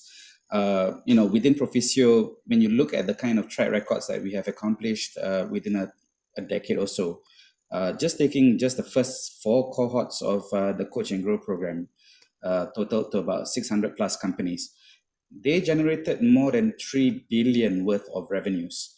They have raised more than 380 million from various investors, of various types of investors, from institutional, government, private, public, etc., etc., overseas even. They have gone through mergers and acquisitions. They've gone through listings. You know, they've exported to more than 100 plus countries around the world. And so that didn't happen just because of the company. It happened because of that symbiotic relationship between an entrepreneur company, a startup, and their mentors that have opened up a lot of doors for them, and us opening up a lot of doors to other opportunities that they might not have reached themselves. So if you realize the kind of value that mentorship programs like this Magic GMP, or even, you know, the other agencies are doing, can really help you expand your company and business along the way, and, you know, even guide you in terms of how to talk to investors, how to raise money. You know, I run the investment readiness program to make sure companies are ready when they to talk to investors. It's like a bit like, you know, pimp my startup, right? So there I am trying to pimp up a startup to be ready to be presented to investors. You know, and investors are appreciative of that. And it's not just with tech startups. I've done this with non-tech companies. You know, your typical makcik kia type companies. And unfortunately, it's even worse for them, because we paint this sexy picture, oh, you know, be an entrepreneur, be a startup, you know, raise money from investors, you become this successful success story kind of image, right? But the poor non-tech companies out there, they don't have this kind of ecosystem. They don't have VCs. You know, they don't have, the only options for money is either bank loans or grants from government agencies, and most of the time they don't qualify. And so where do they get money? How do they even build business? And I feel that it's much more interesting in that space, because, you know, it's a cash business. Their yield and performance is way much higher than startups. I would rather invest into them any day, you know, because I believe those companies will be the next drivers of the local economy, in that sense, as opposed to the ambitious 5,000 startups and stuff, you know. If you want to Thank have you, the Johan. 5,000 startups, yeah, you can, but put in a proper execution plan for it. And that has to come Right. from both the ecosystem and, you know, the funding side as well. True to that. Thank you so much, Johan, for that explanation. Vic, are you done, or you have any other question? No, I think the one big question I always have is how do we actually get a proper evaluation done? Third party, internal, with the VCs. Your There's so question many is how ways. do founders get proper valuation done? In terms of value? Because it's always a dispute, right? Yeah. Yeah, how do I evaluate my company? Oh. I think the only way, I mean, the easiest way for me to explain this in simple English is valuations are always subjective. In the same way I would say beauty is in the eye of the beholder. You go to one person, they'll value you one way. You go to another investor, they'll value you a different way. You go to a different person, they'll value you in a different way. So there's no one correct way to do valuation. The only thing that we're looking at is a ballpark figure. If you look at Shark Tank, most of the entrepreneurs pitching there, they come in and they say, oh, my company is valued at this much. I'm looking to raise this much money. But you see the investors constantly writing things down. And then when towards the end of the pitch, the investors are counter arguing about that calculation of valuation. And they will make a counter offer. So it's a negotiation, Vic. It's Does it your, work in Malaysia? yes, it does. It does. It works anywhere around the world. So if Because I there's go in no, and say, you my can do a concern is professional this. valuation. You can pay somebody, you can talk to VCs, you can go into the easiest, cheapest way, you go and get yourself listed on an ECF campaign. The ECF guys will do a valuation for you. Free. Yeah. Yeah. But I think Can they do that? if I Yeah, can just add to Johan, I think a key kind of thing about valuation is willing buyer, willing seller, right? exactly. The ECF can do the valuation, the seller can do the valuation, the buyer can do the valuation. In the end, that's not the end valuation that's chosen. The end valuation that's chosen is what both sides agree Agree. to, right?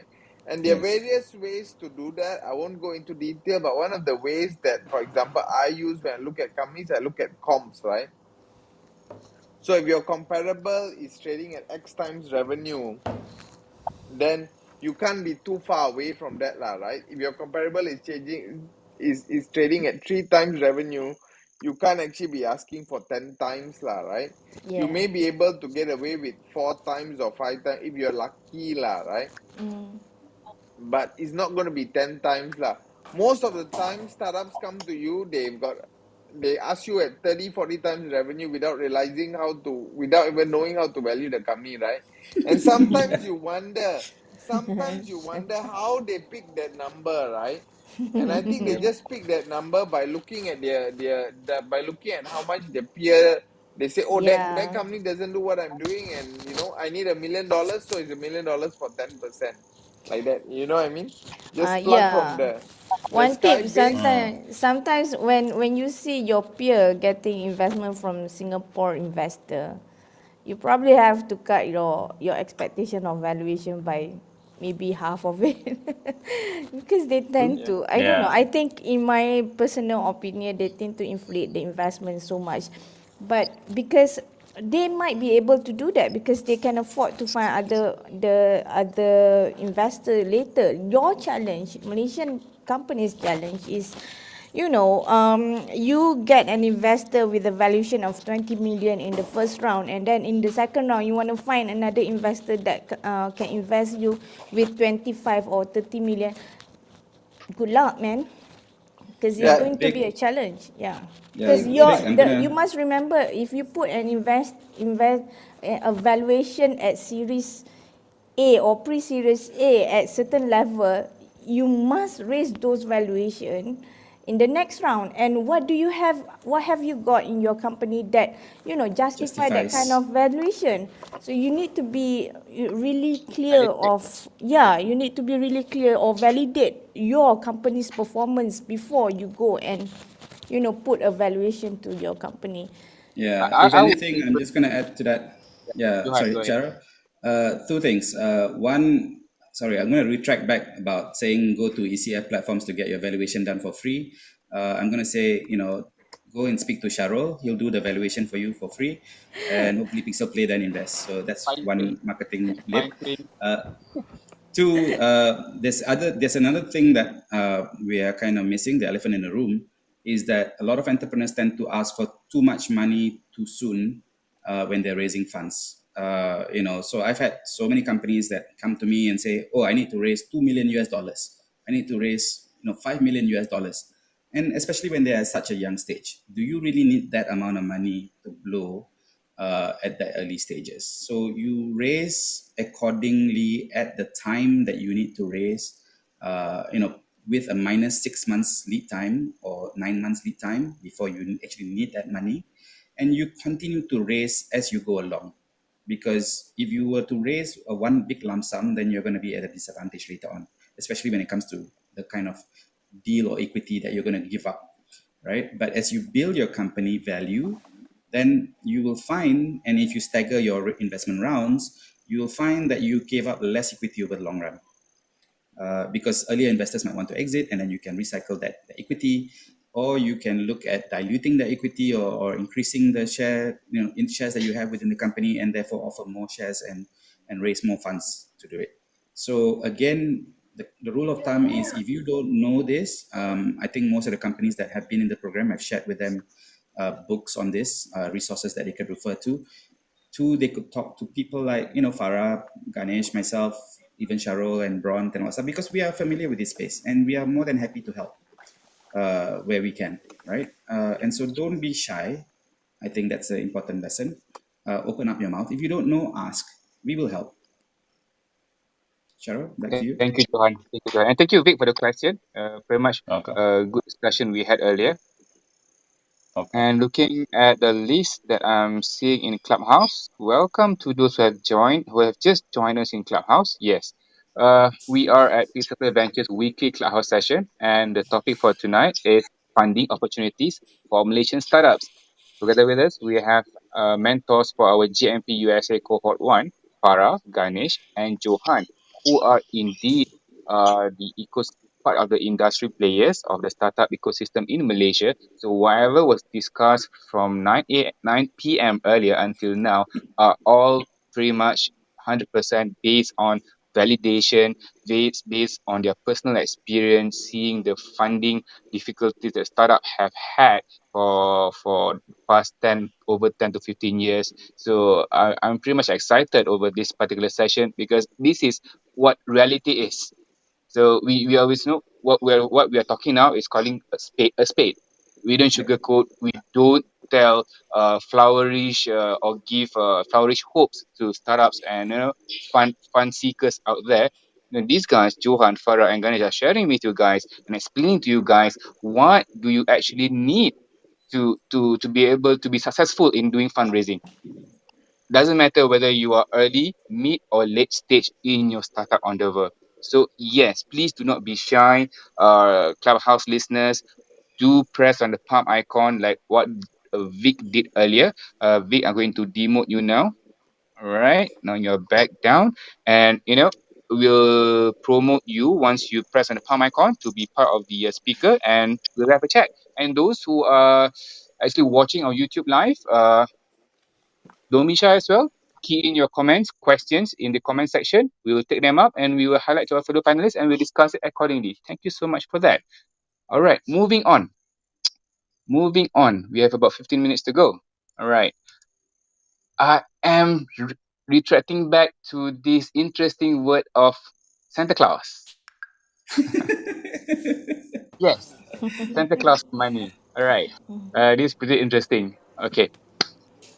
There are, as you know, guys, a lot of parachute money from the Malaysian government, right? In order to help build the startup ecosystem, grants and funds are all made available by the likes of Cradle, Magic, Teraju, what else? And that MDAC, Mosty, MDV, etc. and such. the And list you goes on. guys Yeah. have been in the industry for so long. What are your thoughts? Do you think enough is enough? That we should somehow set a blueprint that somehow has a deadline for such parachute money? I am referring to a realistic blue ocean digital economy strategy here. There has to be a milestone where the effectiveness of such facilitation is being measured and the actual parameter growth of the startup ecosystem in Malaysia are being defined.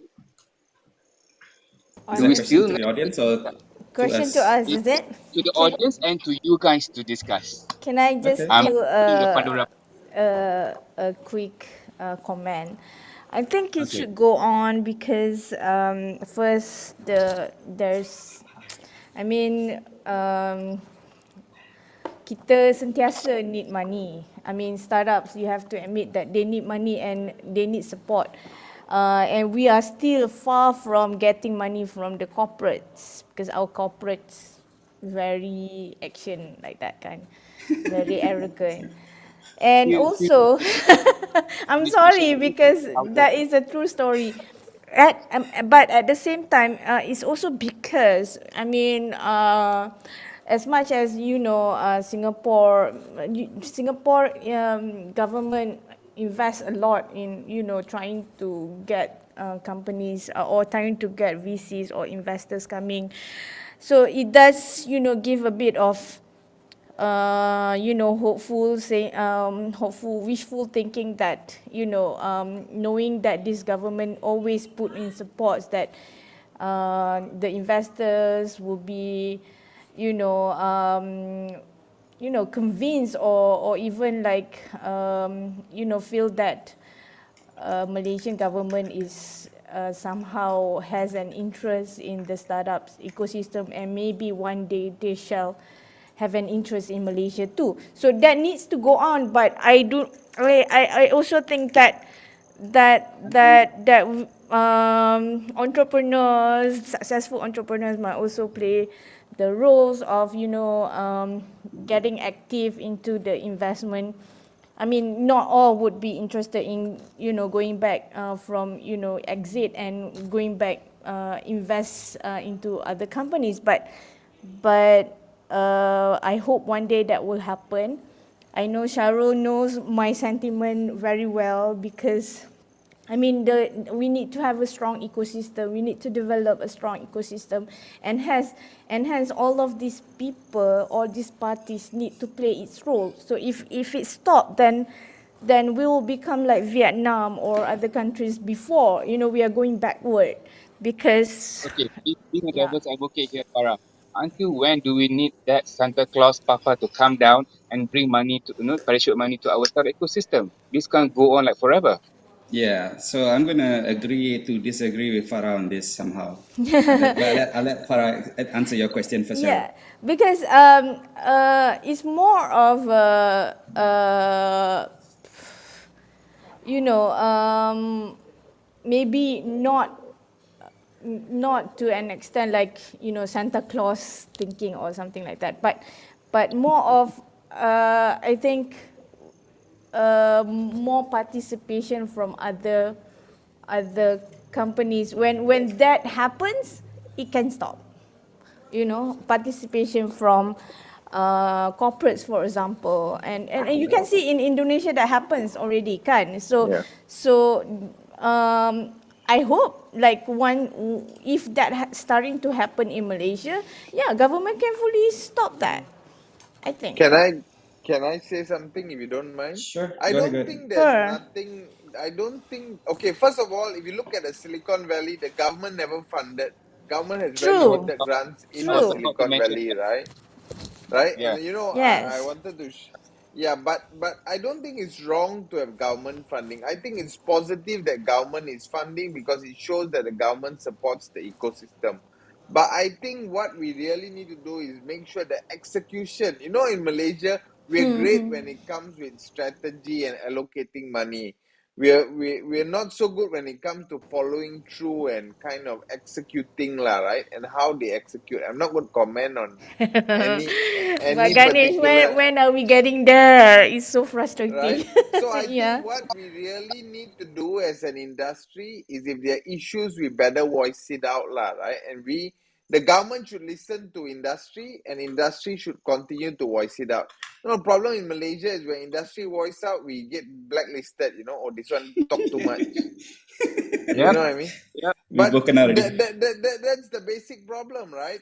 The fact is, when industry complain, government should listen because the industry will make sure that the government spend the money correctly. But problem is, when industry complains, sooner or later they will just black. No, that guy always complain one. The guy is complaining. He's actually checking what you're doing to make sure that the government money is spent properly.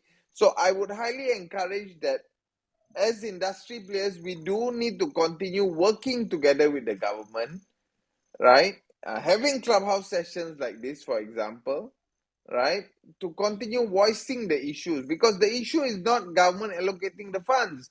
The issue really is how those funds are executed, How to disbursed, utilize. Yeah. managed, right? If their excuse disperse, manage Returns. properly and get returns, guess what? If Grab had 10 VCs from Malaysia that invested in Grab, today all those VCs be worth billions maybe, right? Or at least hundreds of millions, and they can reinvest into the ecosystem.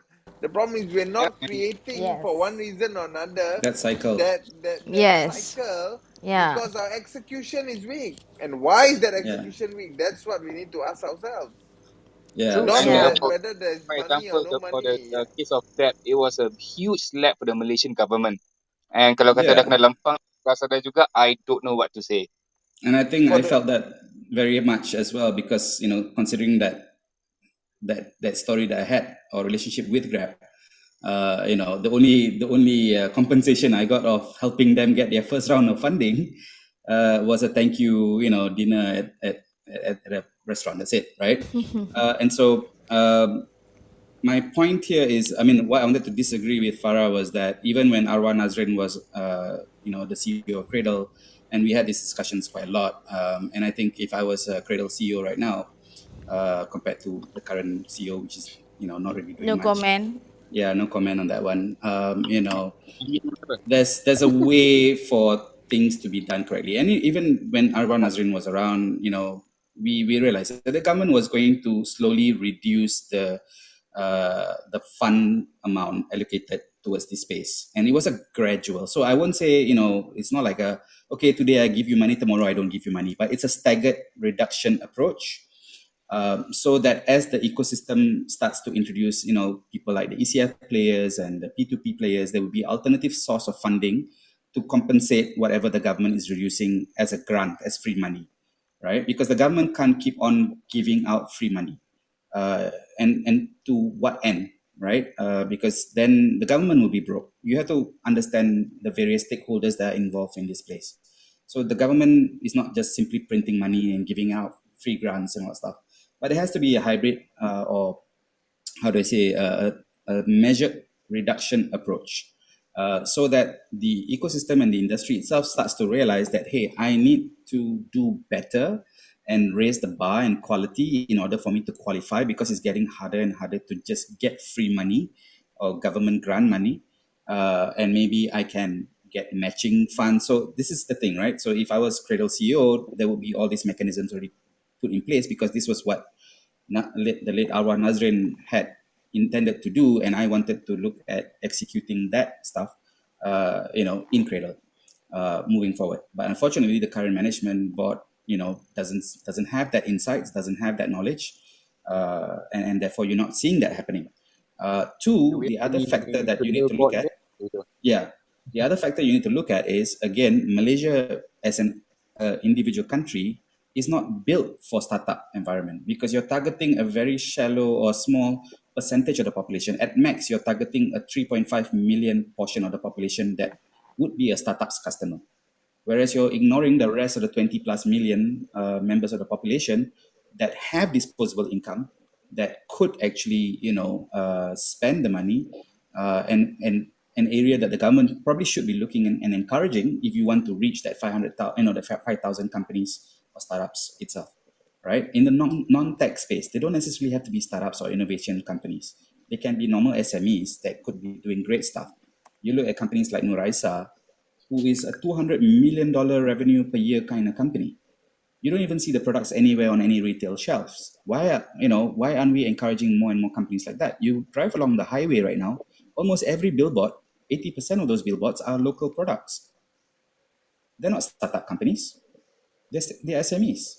So at the end of the day, you have to understand product market fit, right? If you're a startup, who are your customer base? If you're going to try and reach a certain valuation and traction number, you need to scale. And that's not going to be possible within the Malaysian environment, because the population is not your end customer. You have to look outside. You have to look into ASEAN countries, 650 million population, 3 trillion plus GDP, right? That's where the market is. If you want to build unicorns, you have to build companies that can attack the ASEAN or beyond, right?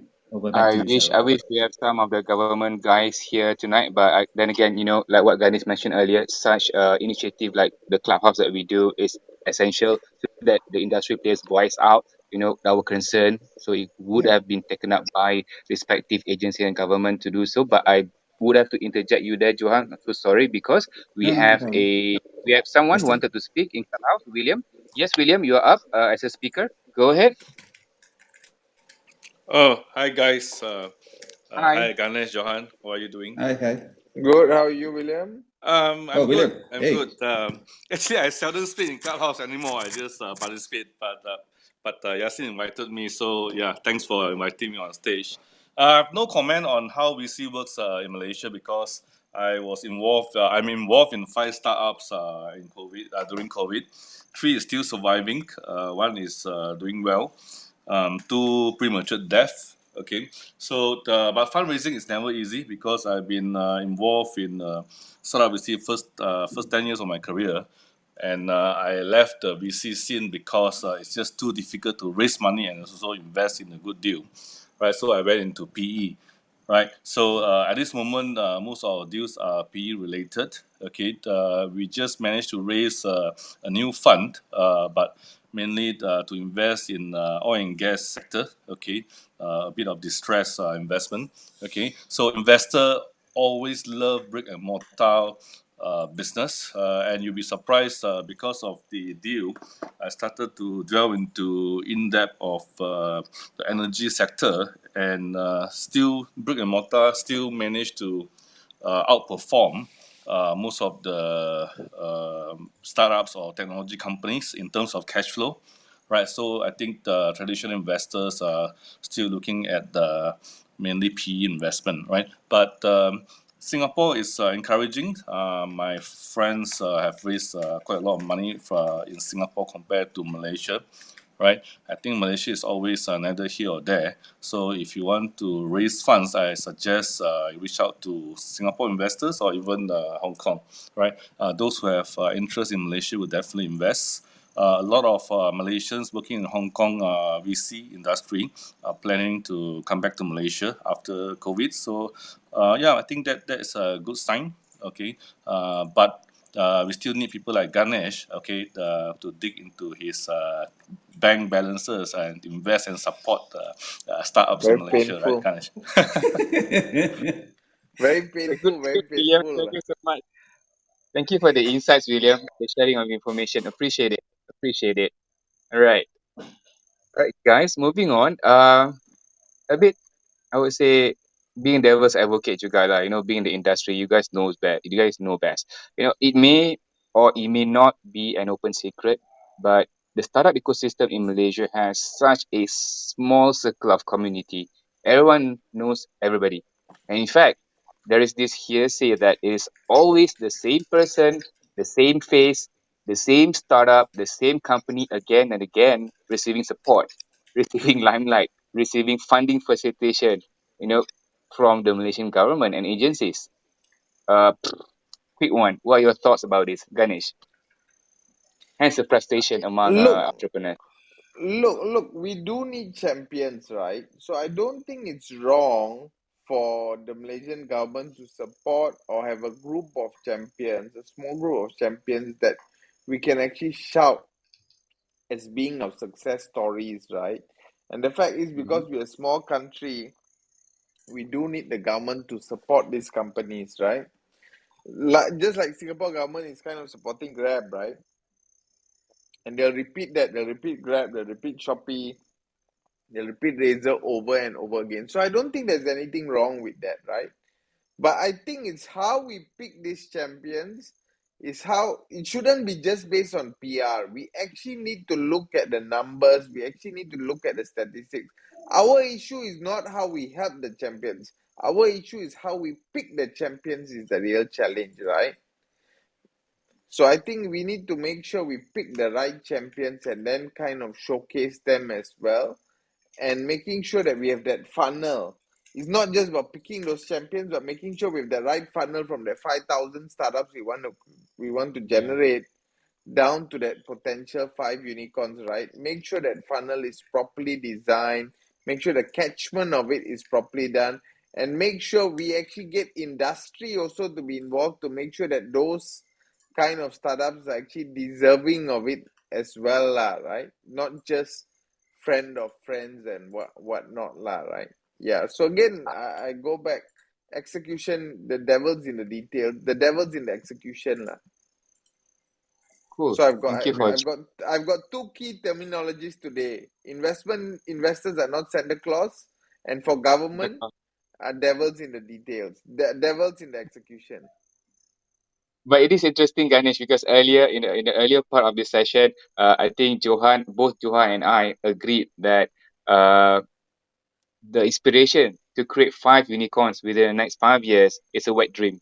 But you were I don't saying agree earlier, with that. I don't agree with that. okay, I I don't agree wanted to that come into creating that. Go five ahead. unicorns is a pipe dream. I totally don't agree with that. I think the Southeast Asian market is just reaching its inflection point, and I think if we get 5 regional plays in the right place in the right time, we can create 5 unicorns. I put a Yeah. But bet if on you it think that about within Malaysia, five Ganesh, years we'll have. Yes, not we Southeast will have Asia. Malaysian Asia. unicorns. We'll have Malaysian unicorns. They're regional. Look at every Yeah. successful tech company. Name me the top 5 regional tech companies, listed tech companies in Southeast Asia, or top 10. How many? Who are they? I would think MyEG is in the top 10, right? I Mm-hmm. mean, now in Yes, the it is. past, right? I would think iProperty, maybe even ML, those worth more than $500 million, right? Yeah, You know what I mean? Of couple. course, C is a Singapore company, Razor's a Singapore company, right? So you will see that we have a lot of Malaysian success stories, but somehow they either go to Singapore or they get sold early, lah. They never reach that $1 billion status, lah. But don't forget, 5 years ago, Southeast Asia didn't have, or 10, or maybe even 8 years ago, Southeast Asia didn't have $1 billion company. Now we have many, right? So in 5 years, I'm sure Malaysia, the number of $1 billion companies in Southeast Asia will grow, right? And I'm sure Malaysia can go from our current 1 to current 5. For sure, we can get. We have the Yeah. capability to get there. Whether we can get I there or mean, not I agree is with the you. I question. agree with you on that. Statistically Yeah. speaking, for the past 20 years, out of total 15 IPOs, 7 came Yeah. out of Malaysia. Numbers Yes. don't lie. We do have the Yes. potential, the capability. Yes. Yes. However, both Johan, yourself, as well as Farah mentioned about the execution, the implementation, The which devil is funding in is the most details. critical. Yeah, the devil's in the detail. Funding is the most critical part to Yeah. grow a startup. If we fail to do a proper implementation, Yeah. in terms of disbursement of funds, I doubt we would be able to Yeah. produce even a No. single No. in the No. next 5 years. Not. Yeah.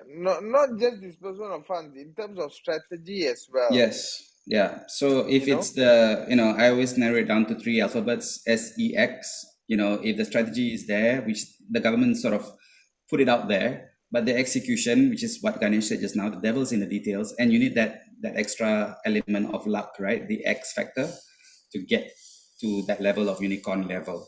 So I'm not saying that it's impossible to get there, but in the current hands of the people or the stakeholders that are trying to accomplish that, I don't see it happening. But if market forces or if industry consultation is taken into consideration, and like what Ganesh was saying, the devil's in the details, then you have a clear-cut strategy to it.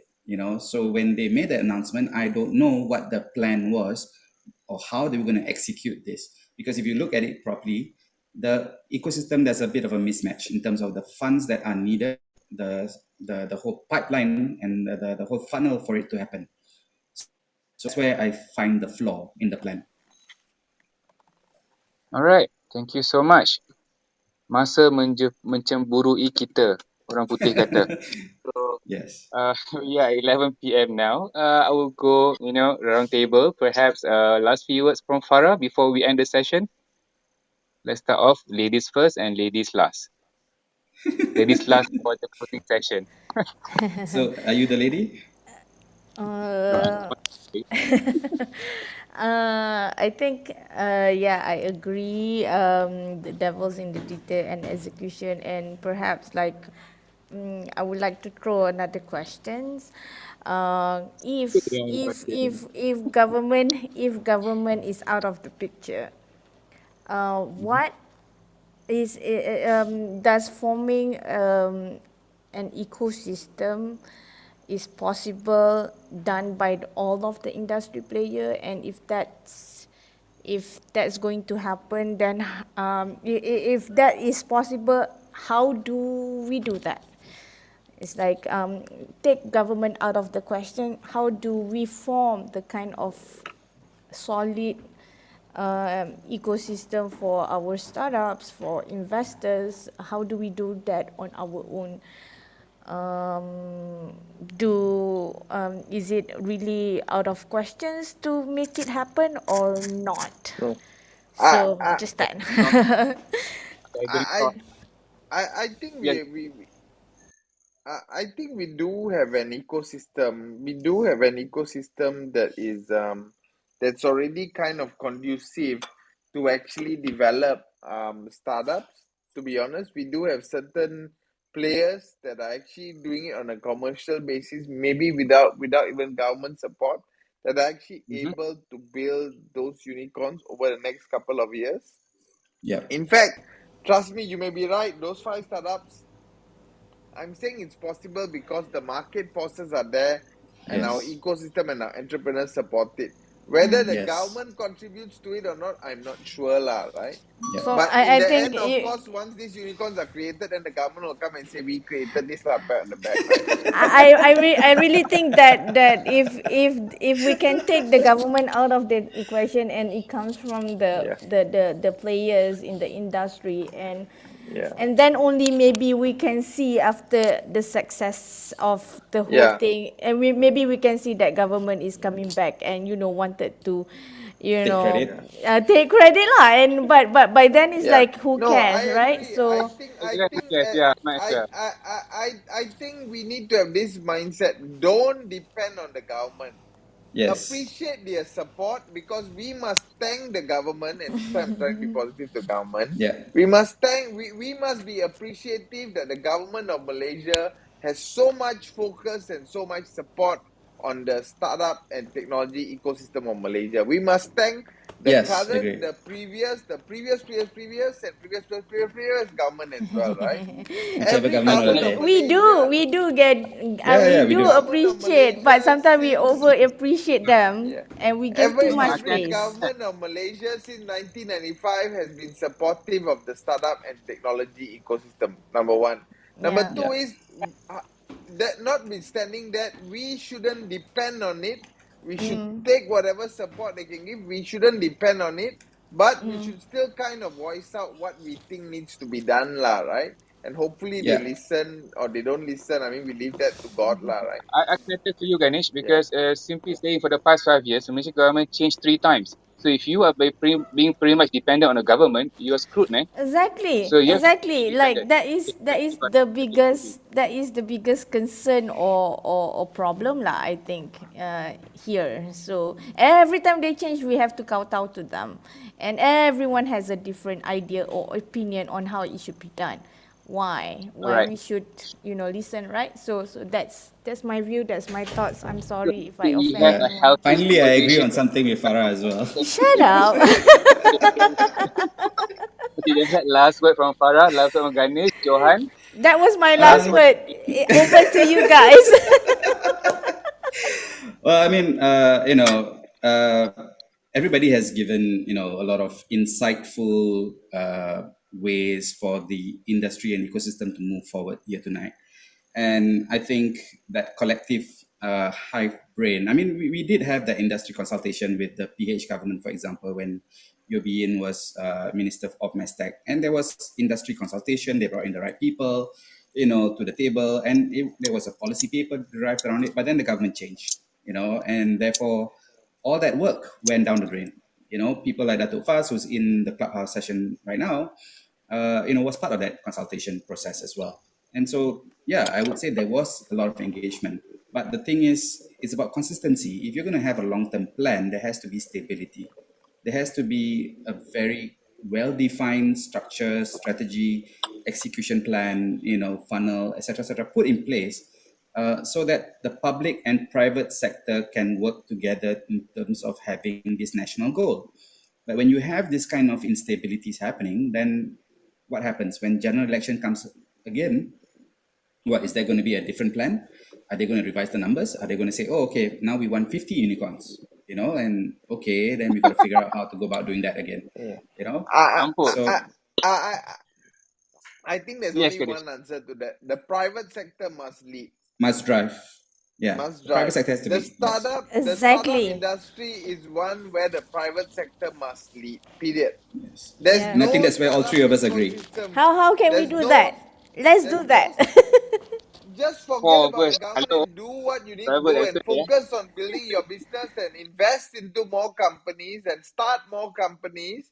You reach that 5,000 number and you generate 5 unicorns, right? Yeah. And whatever government support comes our way, that will just be a supporting. The technology industry is one where the private sector must lead, and the government sector, if supports, is a bonus. And we have that bonus. It's just a matter that we need to make sure that it's all in sync. That's all. Yeah. Okay. I mean, the Johan, GM, Farah, yeah. Ganesh, I can't thank you so much the valuable time you have spent with us tonight with your respective valuable insights. But guys, we have come to the end of our Pixel Play Ventures weekly Clubhouse session. Next milestone of this session is the second and final technical break at Clubhouse. Before we leave, we will play a video promo of Beep, one of the startup of GMP USA Cohort 1 for the viewing pleasure of our audience in PPV YouTube live stream. And to those watching this session in PPV YouTube live streaming, enjoy the show, guys. Beep is indeed a runners platform that allows users to join, create, and host digital mass participation sporting event like a team-based sports league with unique gameplay that focuses on teamwork. Okay. And was also funded by Cradle. Also funded by Cradle. Enjoy the video, guys. And unfortunately for fellow Clubhouse participants here, the video can't be played as the medium of Clubhouse is strictly audio only. However, you may recap this session with a video promo played on PPV YouTube channel. Again, do not forget to subscribe and like our videos. Thank you for the support. Before I hand over to Yasin to close the room, I would like to personally thank all three of our panelists for tonight. Farah Wahida, Ganesh Kumar Bangah, Johan Ishak, pun intended. Yeah. Thank you for sharing with us your train of thoughts on the funding opportunities for Malaysian startups. I believe there has been a lot of positive takeaway points for our fellow listeners and audience in both Clubhouse as well as YouTube. Thank you, for spending your Saturday evening with us. Hope you have a good weekend ahead. Thank you, Farah. Thank you, Johan. Thank you, Ganesh. Again, these are my fellow friends. Such a wonderful time we had. I had fun. I hope we had fun. I hope our listeners and our viewers in YouTube as well as Clubhouse had fun as well. Thank you, fellow listeners Clubhouse. Thank you, fellow viewers in YouTube live stream. Assalamualaikum warahmatullahi wabarakatuh and a very good night. Over to you, Yasin. Thank you very Waalaikumsalam. much, Thank Syahrul. you, everyone. Good night. I was Thank going to you, say, if you Anam. want to extend, raise your hands. Cucuk langit. Extend. Tak boleh. Liverpool nak main Are ke we Perak. done? So shall we leave the Zoom now? And Don't do it first. Not until the video finishes. Yeah. Okay, thank you very much, Ganesh Kumar, Farah Rafik, and Johan Nasir. Thank you to all those who have tuned in to our Clubhouse room and YouTube channel. This live stream is available in Pixel Play Ventures YouTube channel for anyone who wishes to rewatch the session. Do share with your friends and do subscribe to Pixel Play Ventures YouTube channel. We will keep you posted on Pixel Play Ventures Facebook and LinkedIn for the next session's topic, date, and time. Thank you once again, and for those on YouTube, do stay in for company video from Beep. Thank you. Okay, guys. Ganesh, Farah, Johan, for the pleasure.